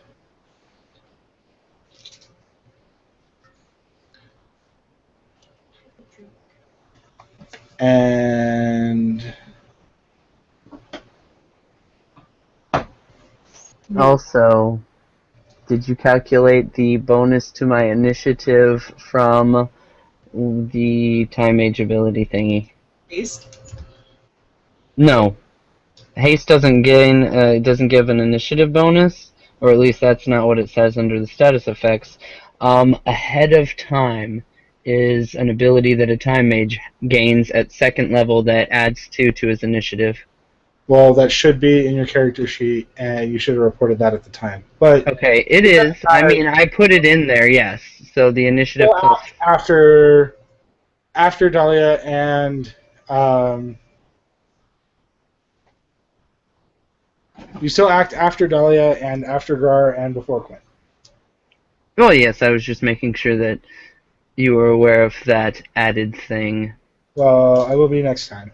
This time it doesn't matter, so that's nice. Okay, so D6 plus casting modifier, which is her int. So plus 3. Plus 3 for level. So 6 plus 3 plus 3 hits for 12. And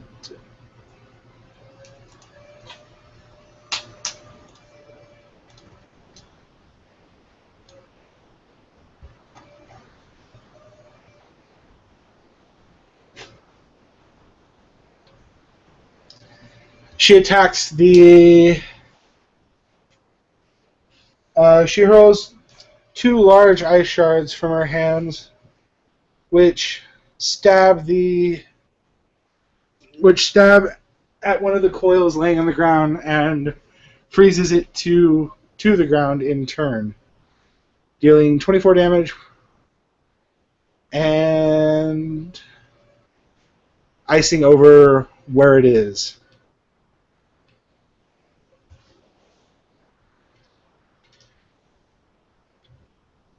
Strength check. The Zolom easily breaks free of the ice, however. Oh, tasty.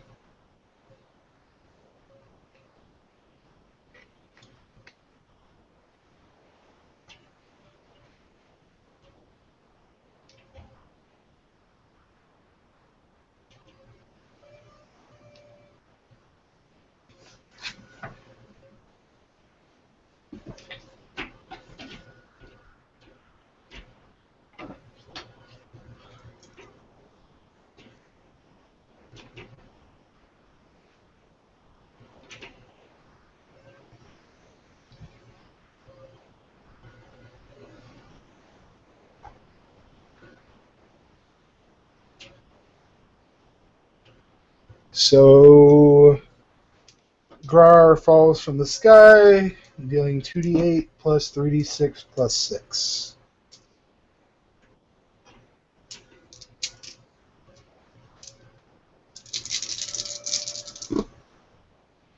One, 2, 3, 4, 10, 14, 20, dealing 26 damage, stabbing it somewhere in its masses of coil as he wanted to aim for something that doesn't require him to die. He didn't want to attack at the head or strike at the neck and miss. Atmos lunges. Scoring a handy hit. Damage on your... And you're adding +2 to all of these damages. Oh, well, I wasn't. So another 6. Yay. Atmos, your damage for your rapier. It's 1d6, but it's got +2. I also have +1 from haste and +2 from melee. And the fire damage? Fire damage is 1d4. And the +20 for my spell. Yeah, you hit it. That's to hit. I want to know how well I hit it. 35. Yes, I hit really good. Okay, so... Atmos stabs it, and a flare is emitted from the sword, healing the wound and appearing to heal one of the wounds made by someone else. God damn it. What happened to me saying that fire is not good? You didn't say it would heal it. I just thought it wasn't gonna be, like, super effective. Alright. So the Zolom... Be more precise. So the Zolom rears back and shrieks and raises its head up, smashing through the boulder that was overhead. Oh god. Yay! Reflex save. That's everybody's reflex save. Who loves a reflex save? Can I consume my daily avum to attack differently?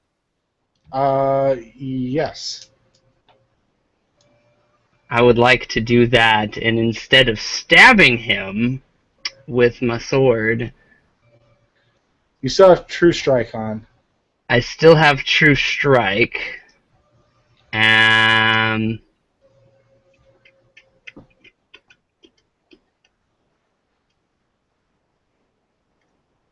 I am going to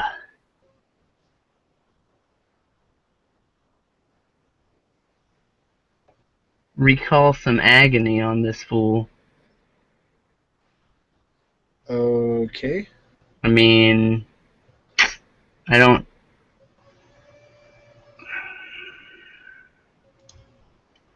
You do have Recall Agony. Yes, I do. Yes. Yes! But True Strike... Do I have to roll to hit for Recall Agony?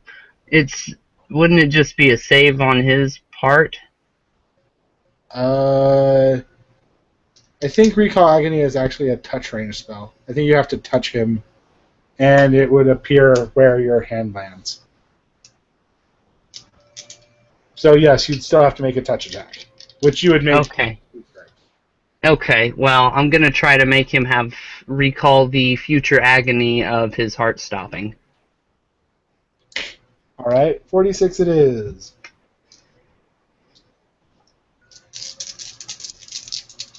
Touch Plus attack. the 2 from the bonus of the Dancy and stuff. It would only affect weapon damage, not spell damage. Oh. But you definitely got him. You threw a 38 for you to hit. Let's see how bad. Doop, doop, doop. You hit him for 15. You touch him, and then the scales peel away, showing a grievous wound on his side. If Then, only I could have punched into his chest. that's not really how that works. Punch in, grab something, and then use spell. So, all right. What's your reflex save, everybody? 7? Wow, really? Yeah. Oh, I guess you are a dancer. Holy shit. And you, Atmos? 3, but I feel like I have an ability that increases that. Oh god, Dahlia. So many things to look at.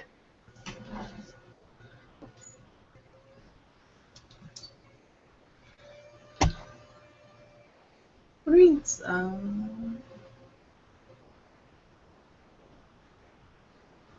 man.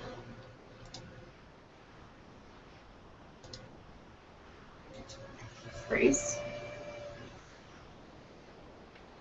So 3.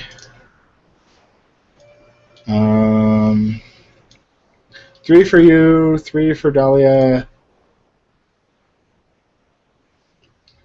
7 for Quinn, and 5 for Grar. All right.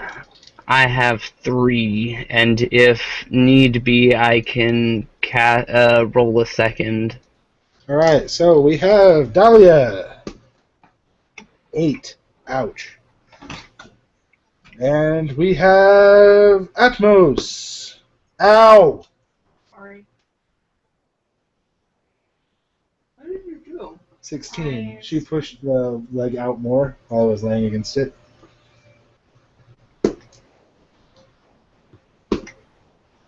We have Quinn, who throws a 19. And Grar, who throws a 10. Which is good enough. And Gar is going to throw a second one. And he throws a 19. Gar leaps over and tackles Dahlia out of the way. So the sky fell and everyone leaps sideways as it screeches from the wounds inflicted. Reroll initiative due to change of state. Zolom first. 11 plus 10, 21. Yes, it has an initiative of plus 10. It can outrun chocobos. Almost. I think it actually can outrun chocobos. What's its initiative? Plus 10, 21. Switch fate. Spell or ability? Spell. Can't cast. Damn. Leave. Quicken spell. Switch fate. Quicken to do it. I'll quicken switch fate. Let me check the spell itself. It's still the initiative score of an opponent.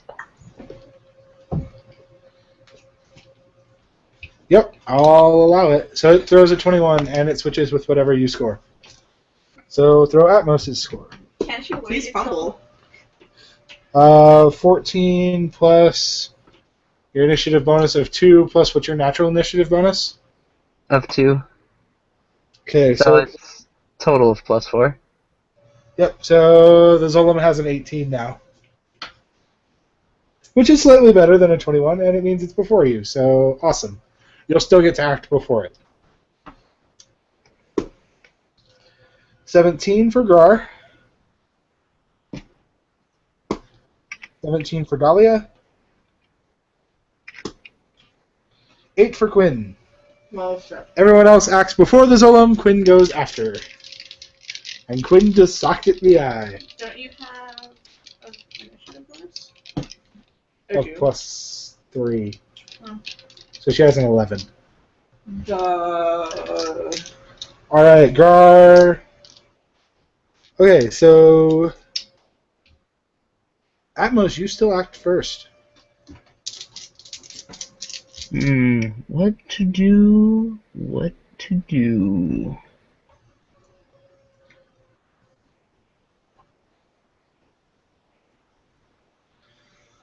So is it like crushed under stuff? No, it drove things away from itself.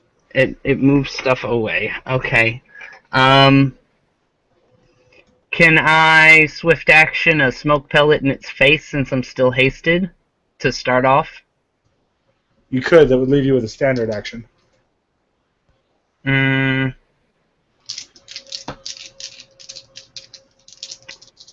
in my standard action,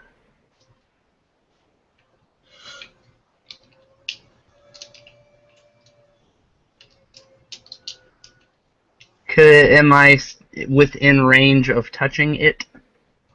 Yes. Now, for the standard action, could I recall agony on it? Yes. So I'm gonna try to blind it with a smoke pellet and then inflict some more pain. Okay. So you're going to throw a smoke pellet with a range modifier because it's technically out of range. 6 minus 5. You just kind of don't. Just drop it. You just kind of throw it like at the ground. Good job. It's even a dud. It sucked so bad. All right. Touch action for a call out. Nope. You actually touch yourself. What? Can I temporal hiccup? I'm not fucking touching myself. All right. You temporal hiccuped. So you have to roll again. 9. You miss, but at least you don't touch yourself. Where would he have touched? Probably like his other hand or something. I would have been like, I'm so awesome doing this. High five self. Oh shit! Son of a bitch! I was an alchemist. I know all about recalled pain. All right, so we'll make it Dahlia's go. She's going to step back, take her 5-foot step, and hurl more ice shards at it. Because that seemed like a good thing. 19. Go, Dahlia, go.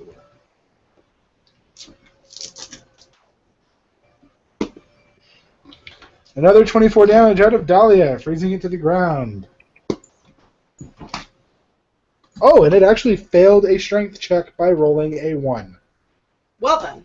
It's frozen, which means it cannot take an action.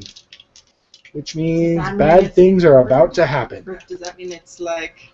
Cannot take action this round. Well then.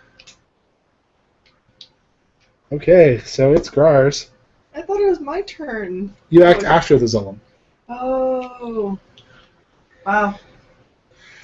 Gar lunges at it and slashes, missing handedly as it rides against the chunk of itself that's now frozen to the ground. If you ask nicely enough, Gerard might have let you go first, since he's like so nice to you. Maybe he could have thrown you at it. What? That is actually possible. It's your action now.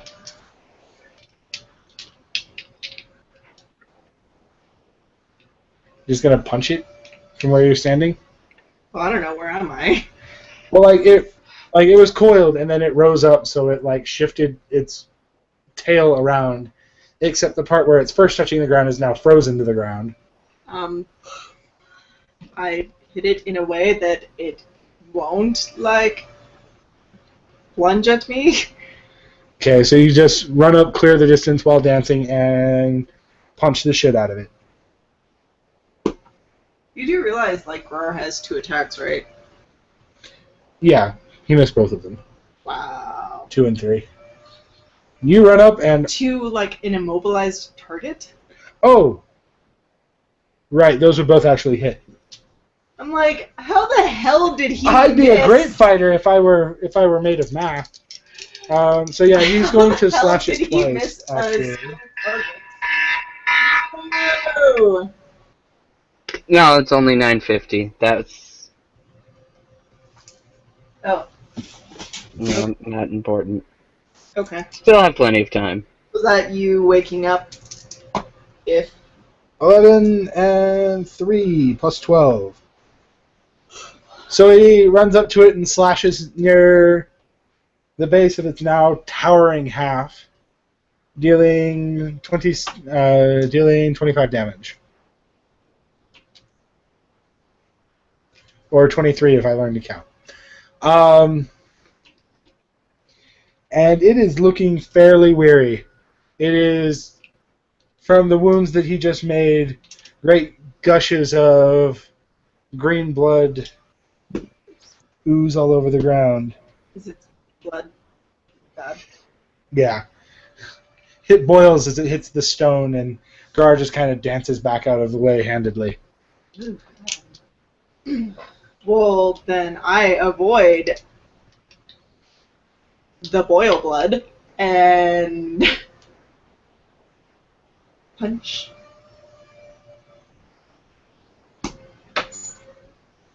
Get it? What? You get it. Yeah. So D8. 5. You punch it for 5 damage. +2. -1. Why? Because strength. Oh no, you have 0. Right. So you punch it for 7. Yeah. You're like, BAM! It's like, ah! Alright. Atmos, your action.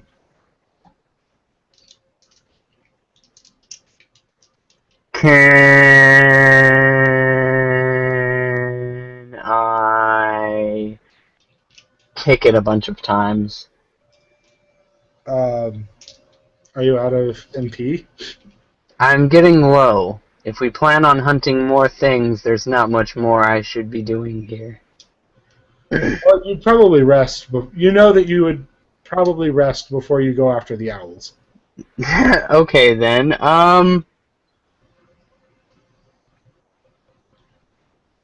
I'm gonna try to smoke pellet its face again and recall agony. Same action. Alright. Oh, you get it in the face! Let's see. I thought you were avoiding its face.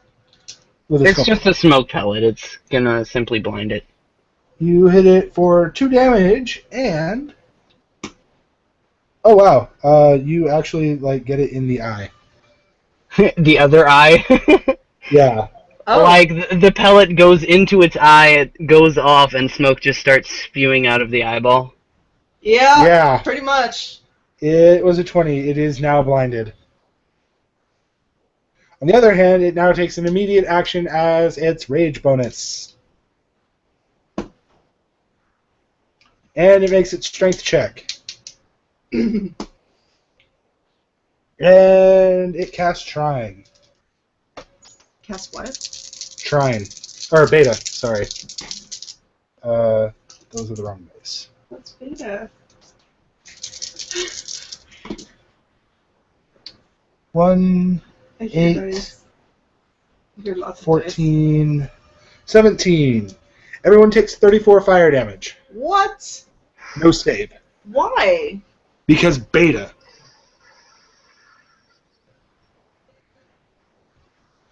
Alright, who's still around? I'm fairly certain Dahlia just died. And Quinn just died. And so it's Atmos and Grar. And I'm not looking too hot. No, Oh. neither is Grar. You guys have limit breaks now. Yep. I'm just like, oh my, ouch, it all hurts. What is your limit break anyway? Temporal stasis, or foresight.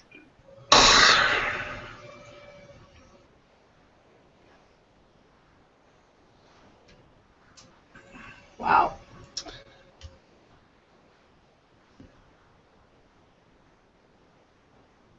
So essentially, I can step out of time for 6 rounds and watch everyone else get murdered. So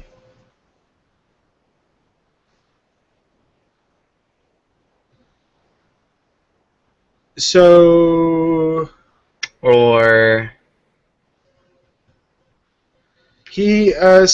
but it's Grar's turn.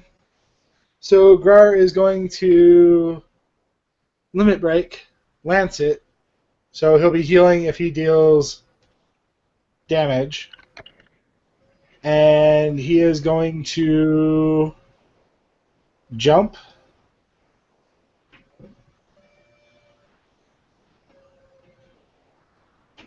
As a part of a charge. And do full damage plus rage damage. He gets off the ground safely. His acrobatics check passed. He lands the blow. 3d6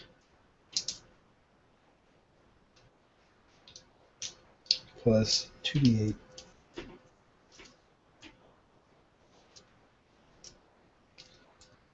plus 6.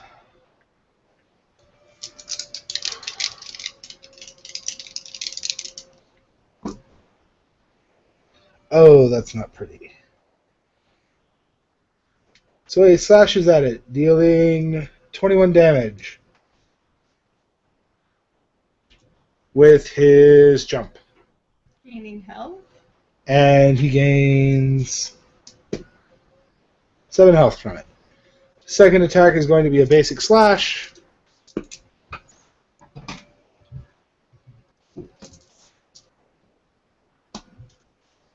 I thought you said it had full damage. Huh? I thought you said it was full damage because it was charged. It's not maximized damage. Full damage means that he shrugged off his wounds and doesn't receive the -1 dice to all dice pools. Okay.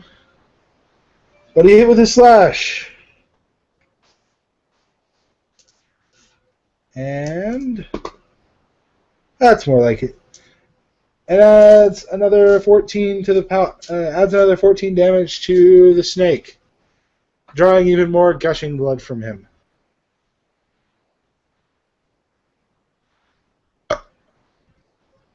The Midgar and the outer seems quite heavily wounded. Need to finish this. Your action, Atmos. working on it. Could I double quicken recall agony? Since I'm haste?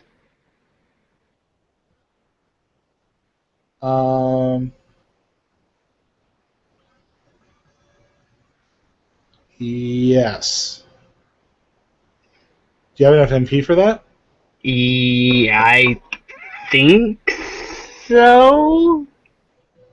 I will have 1 MP left after this. Okay.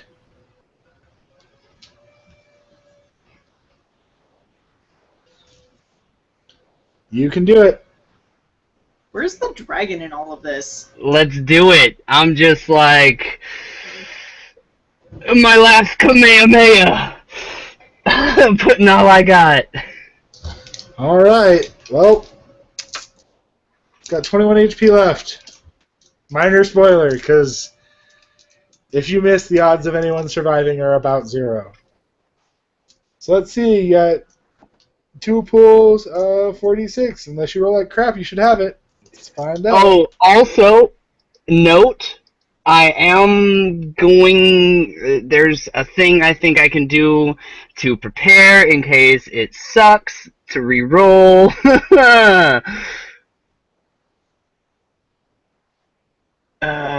No, I already did that thingy for today. Oh well. But I would like to give it a bonus by consuming a mode of time, I believe.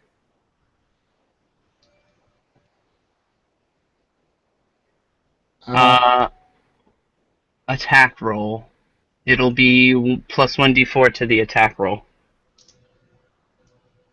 That's an ability. Yeah, modes of time. It would be considered an attack roll. I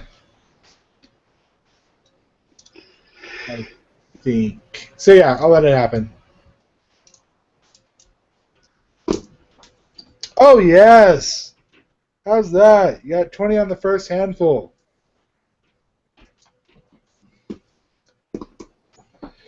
So you open drastic wounds, causing it to gush blood all over your feet. Because Ouch! yeah, so you take another 6 damage. I'm out. You dead? Yeah, I'm at 0. Fortitude check. Plus Okay. 3. 19. You keep your feet and stumble out of the way to collapse to the ground. Grar runs out and collects the bodies of the fallen and drags you guys onto Ken. Ken then grabs the snake corpse and begins to fly back to the airship. Ken can grab the snake corpse, but he couldn't help fight the thing. He doesn't like kids. So I managed to finish the snake off. He was called. So Grar didn't drag the snake out? Yeah, you killed the snake and it kind of went pop all over you. I was just like, collapse. I'm going to rule that it like seared a part of your leg off and you just kind of like landed all crap. Okay, so you guys killed an adder. Except I'm dead. Yeah. He gathered you guys out. I'm still dead. I didn't even get to make a fortitude save. I was so dead that... You're just really dead. I'm only a little bit on the verge of dying. I'm bleeding out. This isn't like mostly dead kind of shit. Oh no, you're only mostly dead. Oh, really? Yeah. Was Grar able to stabilize me from being completely dead? Yeah, Gar stabilized you. So Ken drags the broken party and your kill back to the airship. I don't know how much time has passed, but I'm probably not there.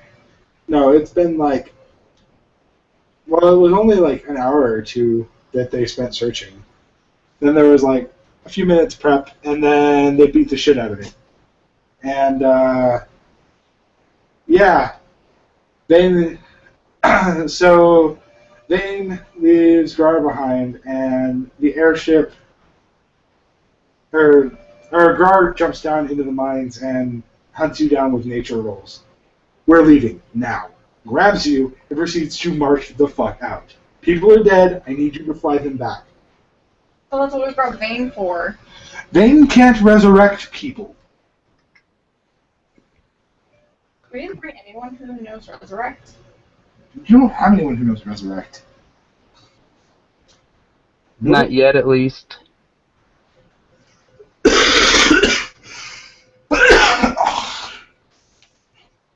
We need to get back to the city. And I can't fly with 2 dead people. You can't fly anyway. Oh. I guess you can fly your dragon. Can I down my cure potion? Yeah, Bane patches you up plenty. Okay, I'm good and healed. So, Resting up, regain my charges. and like marches out to the ship. Can he also carry number 1? Yeah. Okay. He sets you both down. Know we have our differences. Now's the time to show that you're not a complete dick. Let's go. Well, she nearly left us for dead. You said you'd be fine.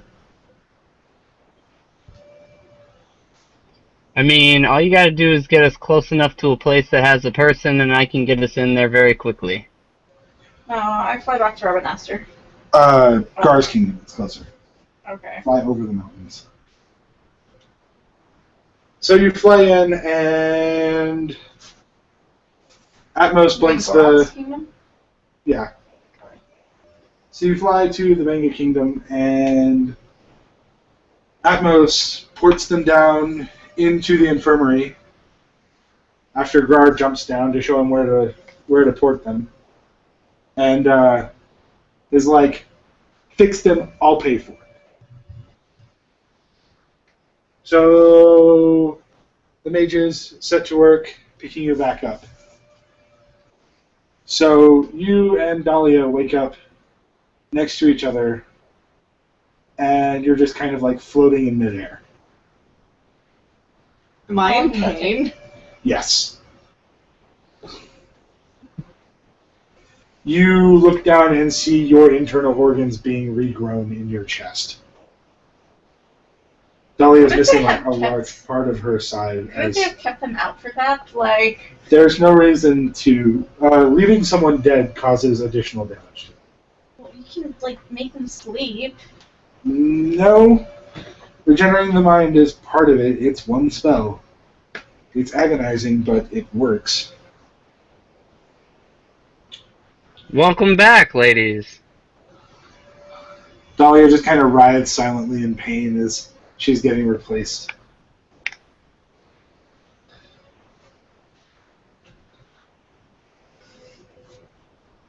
Expletives. Expletives? Lots of expletives. All right. Oh, you mean you want to know what happened?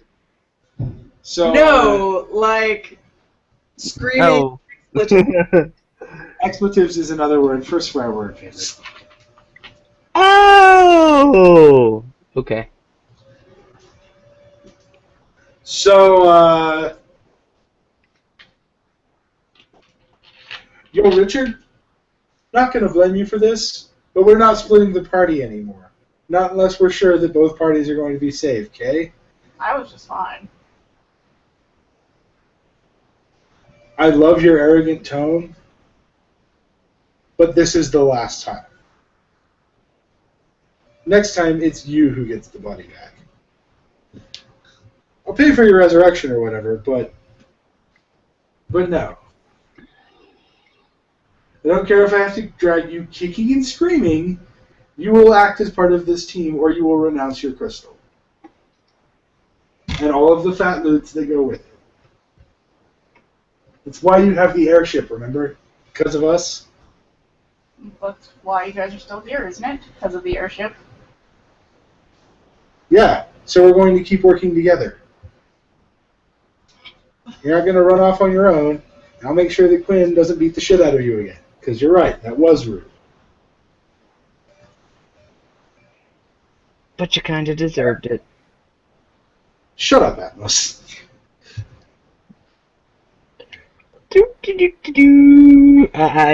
Not even fake whistling. I'm just making whistle. Do do do do do do.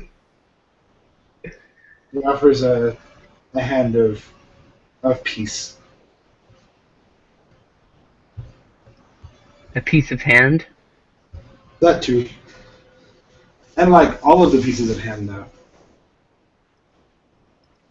I'll travel with you guys, but I'm not very happy about it. And I'm not talking to you. To me. Oh, to Maybe her? I'll talk, yeah. Well, as long as you'll still work with the party instead of running off on your own, that's fine enough. We can work from there. By the way, I don't care how much of a dick he is, no more punching Richard's face. Or any other part of it. Can this not wait until can't see my organs? No.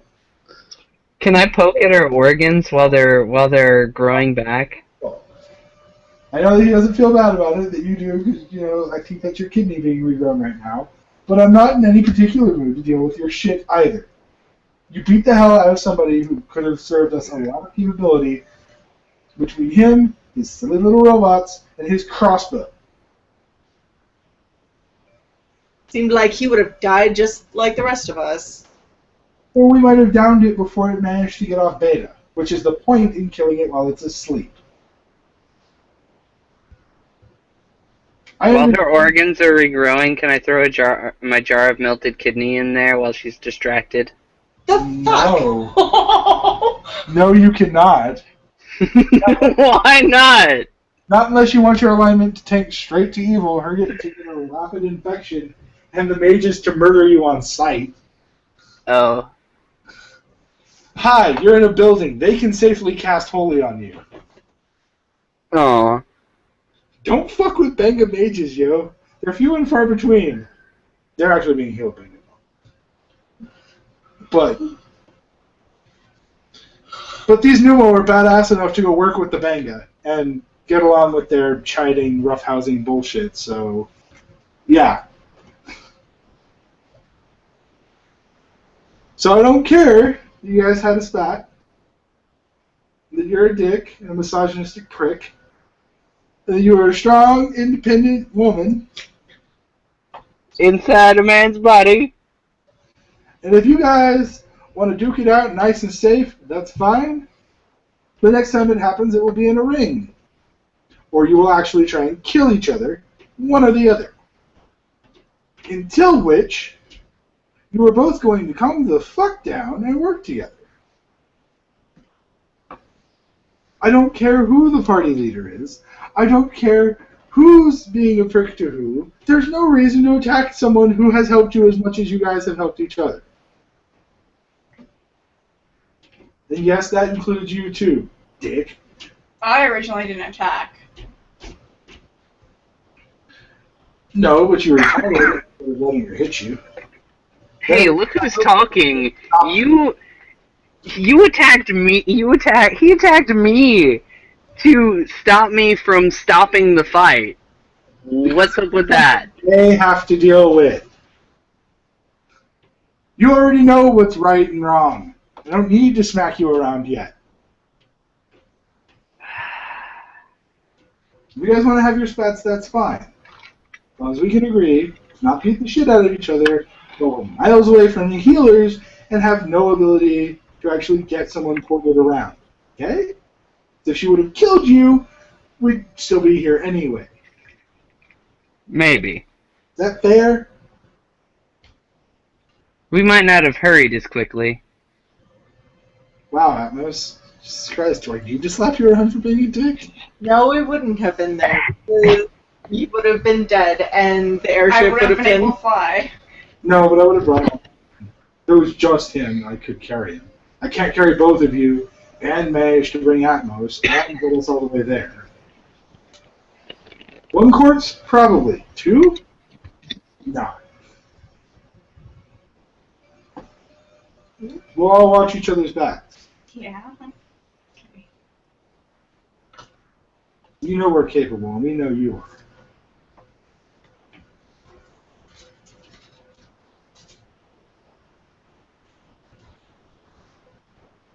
So, is it okay if I go turn in the thingy, Madoodle, the teeth that was for turning in, and... Whoa, whoa, whoa! Teeth You're in weren't the for wrong turning place. in, and you're in the wrong place. Well, oh, that's right, derp. I'm like, none of those things can happen right now. Well, you said that some of it was for one thing, for, what was it, a bounty. Also, I will pay for repairs to your ship. Arr. No more punching, Richard? How many teeth did we get? All of them. None of them. All, We got the whole head. We got the whole snake. I mean, personally, I want to collect samples of that blood. What's up? Does that mean there's only 2 teeth? No, they each have 14 fangs. Oh, really? Yeah. I don't like 14 fangs. Because they don't chew things. They just have a bunch of poisonous teeth. They paralyze things by injecting their blood into them, which begins to decompose them from the inside out so that they can be more easily consumed. Which is what Atmos got all over his nose. So I got digestive enzyme and acid. saved your life, put you back together. Aside from the ones that I need, you guys can dole out the rest of them. And I won't kick your ass, I just don't like you messing with me. Why do you keep calling me whores and all sorts of things? You've called me fat, you've called me anorexic, you've called me a bitch on every occasion.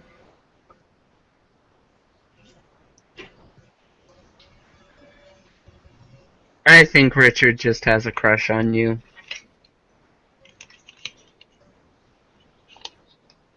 Smoke pellet out the window.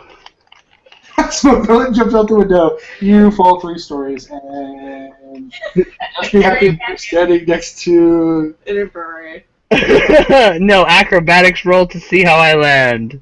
No, because there's nothing to slow your fall. Aren't you like, There's- missing a leg still? You just like jumped out a window and just like fell 3 stories onto concrete. And laughed the whole way down. Crunch. Gar carries you back up, and they put you back together again. Stupid fucking Humpty Dumpty.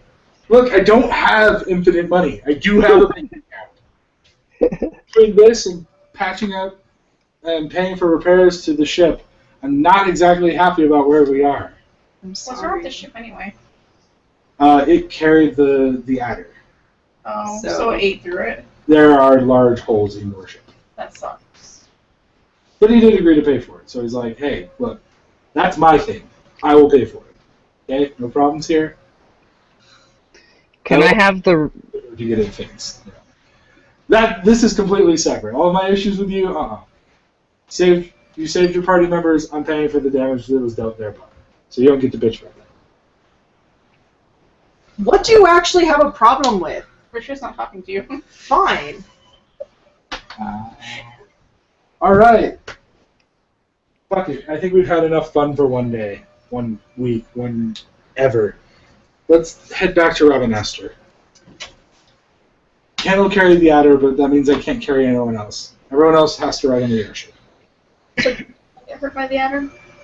No, he's careful. Ken does have an int of 16. Please don't. He's almost as smart as I am. I can't carry you and the adder.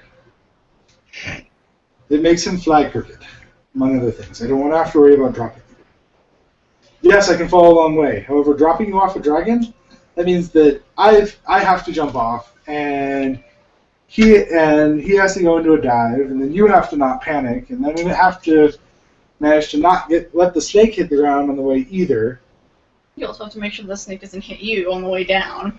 or it's spraying of blood from being whatever.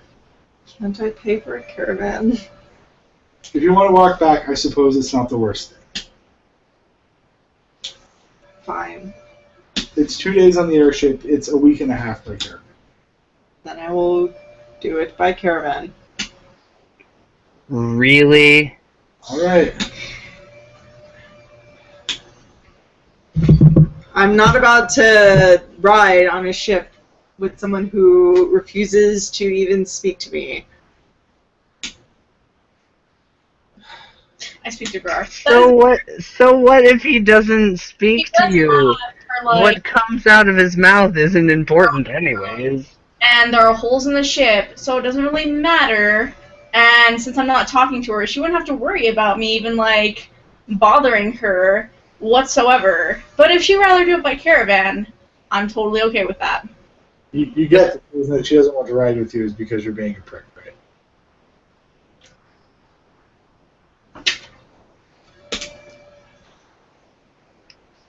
I see. Come on, see if my brother will let you borrow his. He's a dragon too? No, Oh. we will ride by caravan. I'll have Ken take the bounty with them. Atmos, you're in charge of getting a fair price.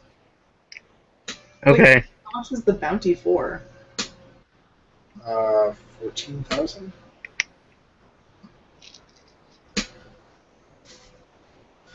I don't even want the bounty. I just wanted the teeth. Well, I'll accept the bounty. The kill's still on her placard, so That's fine. I'll still take the reward. That could go towards my ultimate weapon. it'll probably also go towards Richard's ship, at least my portion of it. Yes. Richard can have my portion as well. Let you pay for your repairs. Thank you. And then you'll get to keep your own portion. I don't. Why would I have a portion? Because your name's on the bounty. Well, I did none of the work. They don't care. You still get paid. That seems backwards. But it wouldn't be if you weren't such an ass. That's one of the reasons we wanted you along, because you signed up. I don't recall signing up for anything.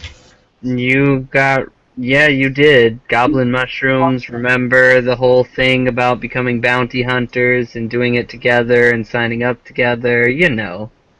But I didn't sign up for this specific bounty. You did whenever you signed on with Quinn. Exactly. He's You helped agreed to this. You did whenever we were like, so this is what you're doing in the next session. Yes, you agreed to go help them. Did you forget? Well, I don't take any of the bounty. You can't refuse a bounty. You can give it to Atmos. You have to accept it. You can give it away if you want, but you still have to accept it. Otherwise, that will be the last mark on your bounty, and you can't, on your bounty card, and you can't take it with you. You can't get any more until you claim that one. Right.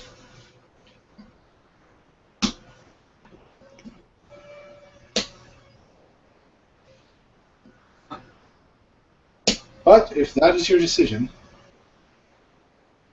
still, I already agreed to pay Richard for my portion for the damages to his ship.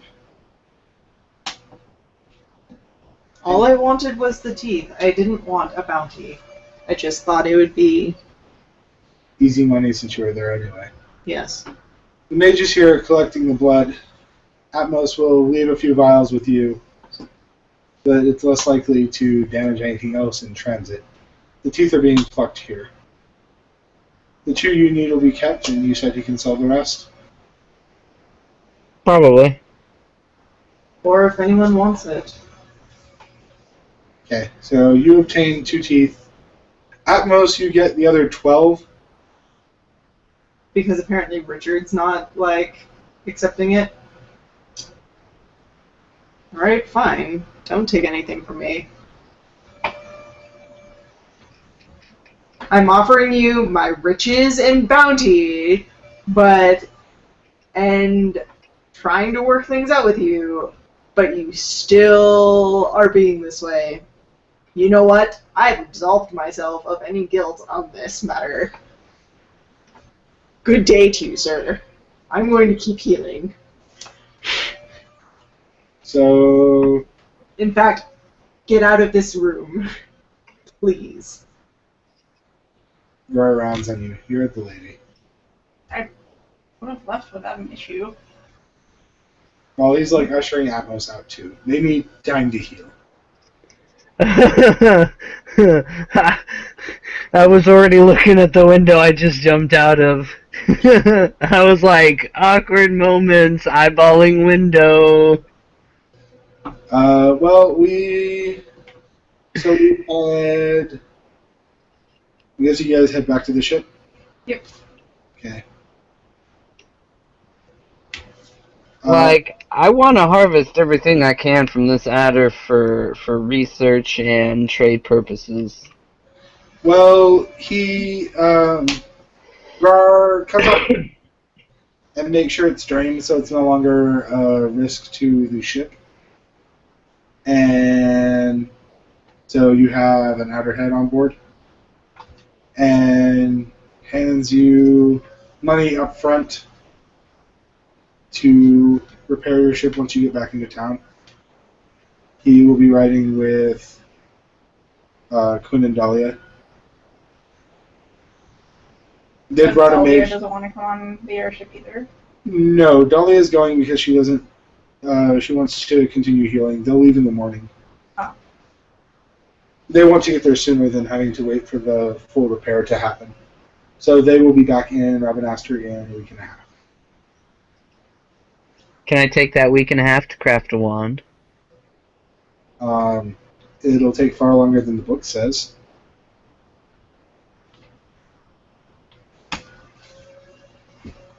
Huh? Crafting a wand takes a couple months at least. That's not what the reference material says. That's right, because crafting magic items is supposed to be a lot harder.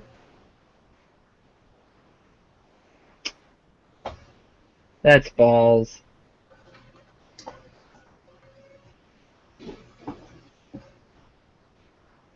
Okay.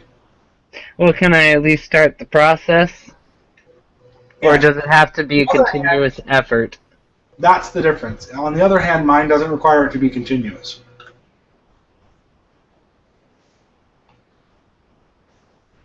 So instead of spending all of my passive time crafting chemical things now, can I spend all of my time crafting wand things? Yep. Well, I would like to do that. Then you shall.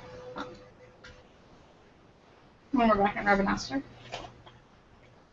You guys have... okay, so... You guys hire a mage. He's lent his brother's caravan, which will also be carrying the mail. And you guys take off for Rabanastre via coach.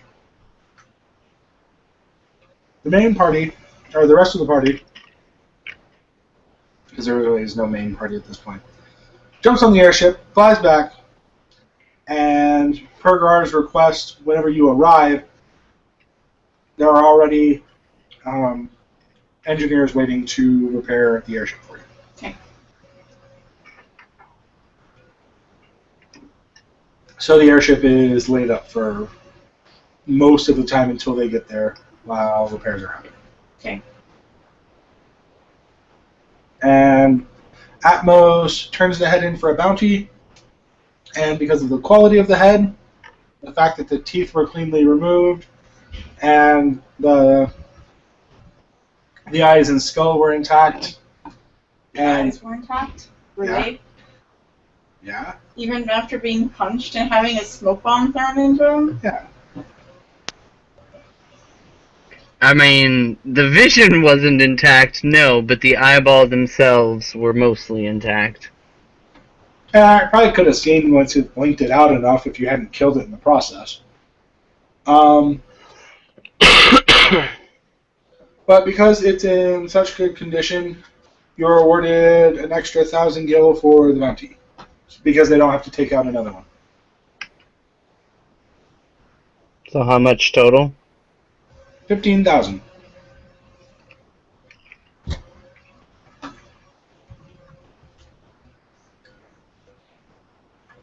$4,000 of that goes to will go back to Grar to pay him back for the money that he paid up front to repair Richard's ship. And since Richard doesn't want any, and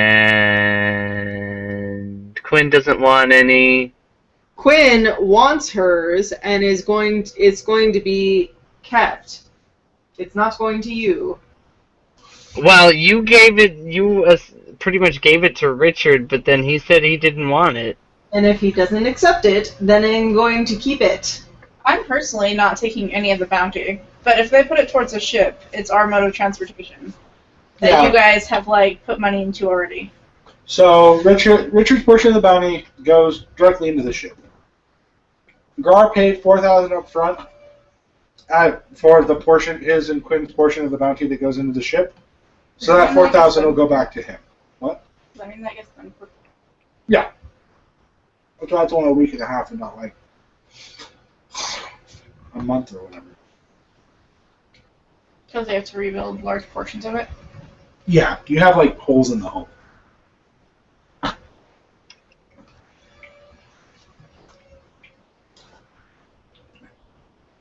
And it's also rebuilt well, not just like patch job. It's like Yeah. we're just going to like this board has a hole in it. We're not just going to patch the hole. We're actually going to tear down these boards and put new ones. Core Dragonfire. Oh, trust me, I don't think that this is the worst that's going to happen to it.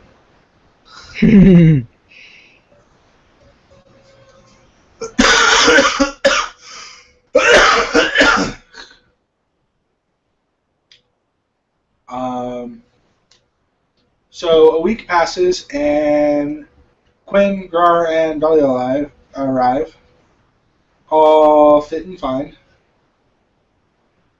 and your portion of the bounty is collected, and some of that goes into the mage The mage. that you hired to finish patching your ass as you rode back. It does? I thought I was healed all the way before I left. No, you left like the next morning. That's why you got here so soon. Otherwise, you would have spent like a week finishing up your healing and then travel for a week and a half. That's only 500 gil. Okay. So you collect your $2,000.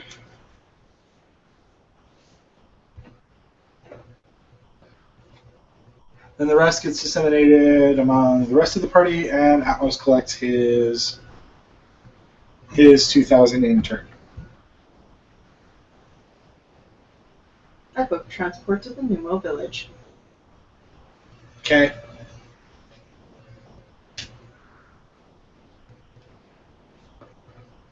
Wait, 15,000 split up how many ways? There are 7 members of the party. How many of them are registered as hunters? All of them. Okay.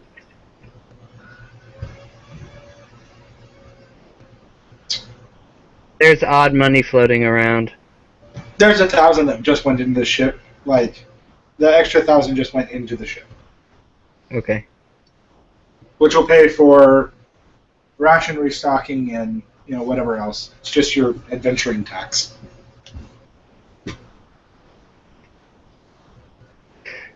Look at me all micromanaging money. I'm like, hey, there's treasure missing! We just got taxed. Oh, DM tax.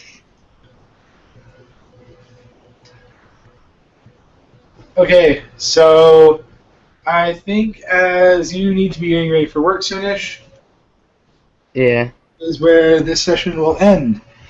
And the group will decide how to conquer these challenges next time on FFTd20.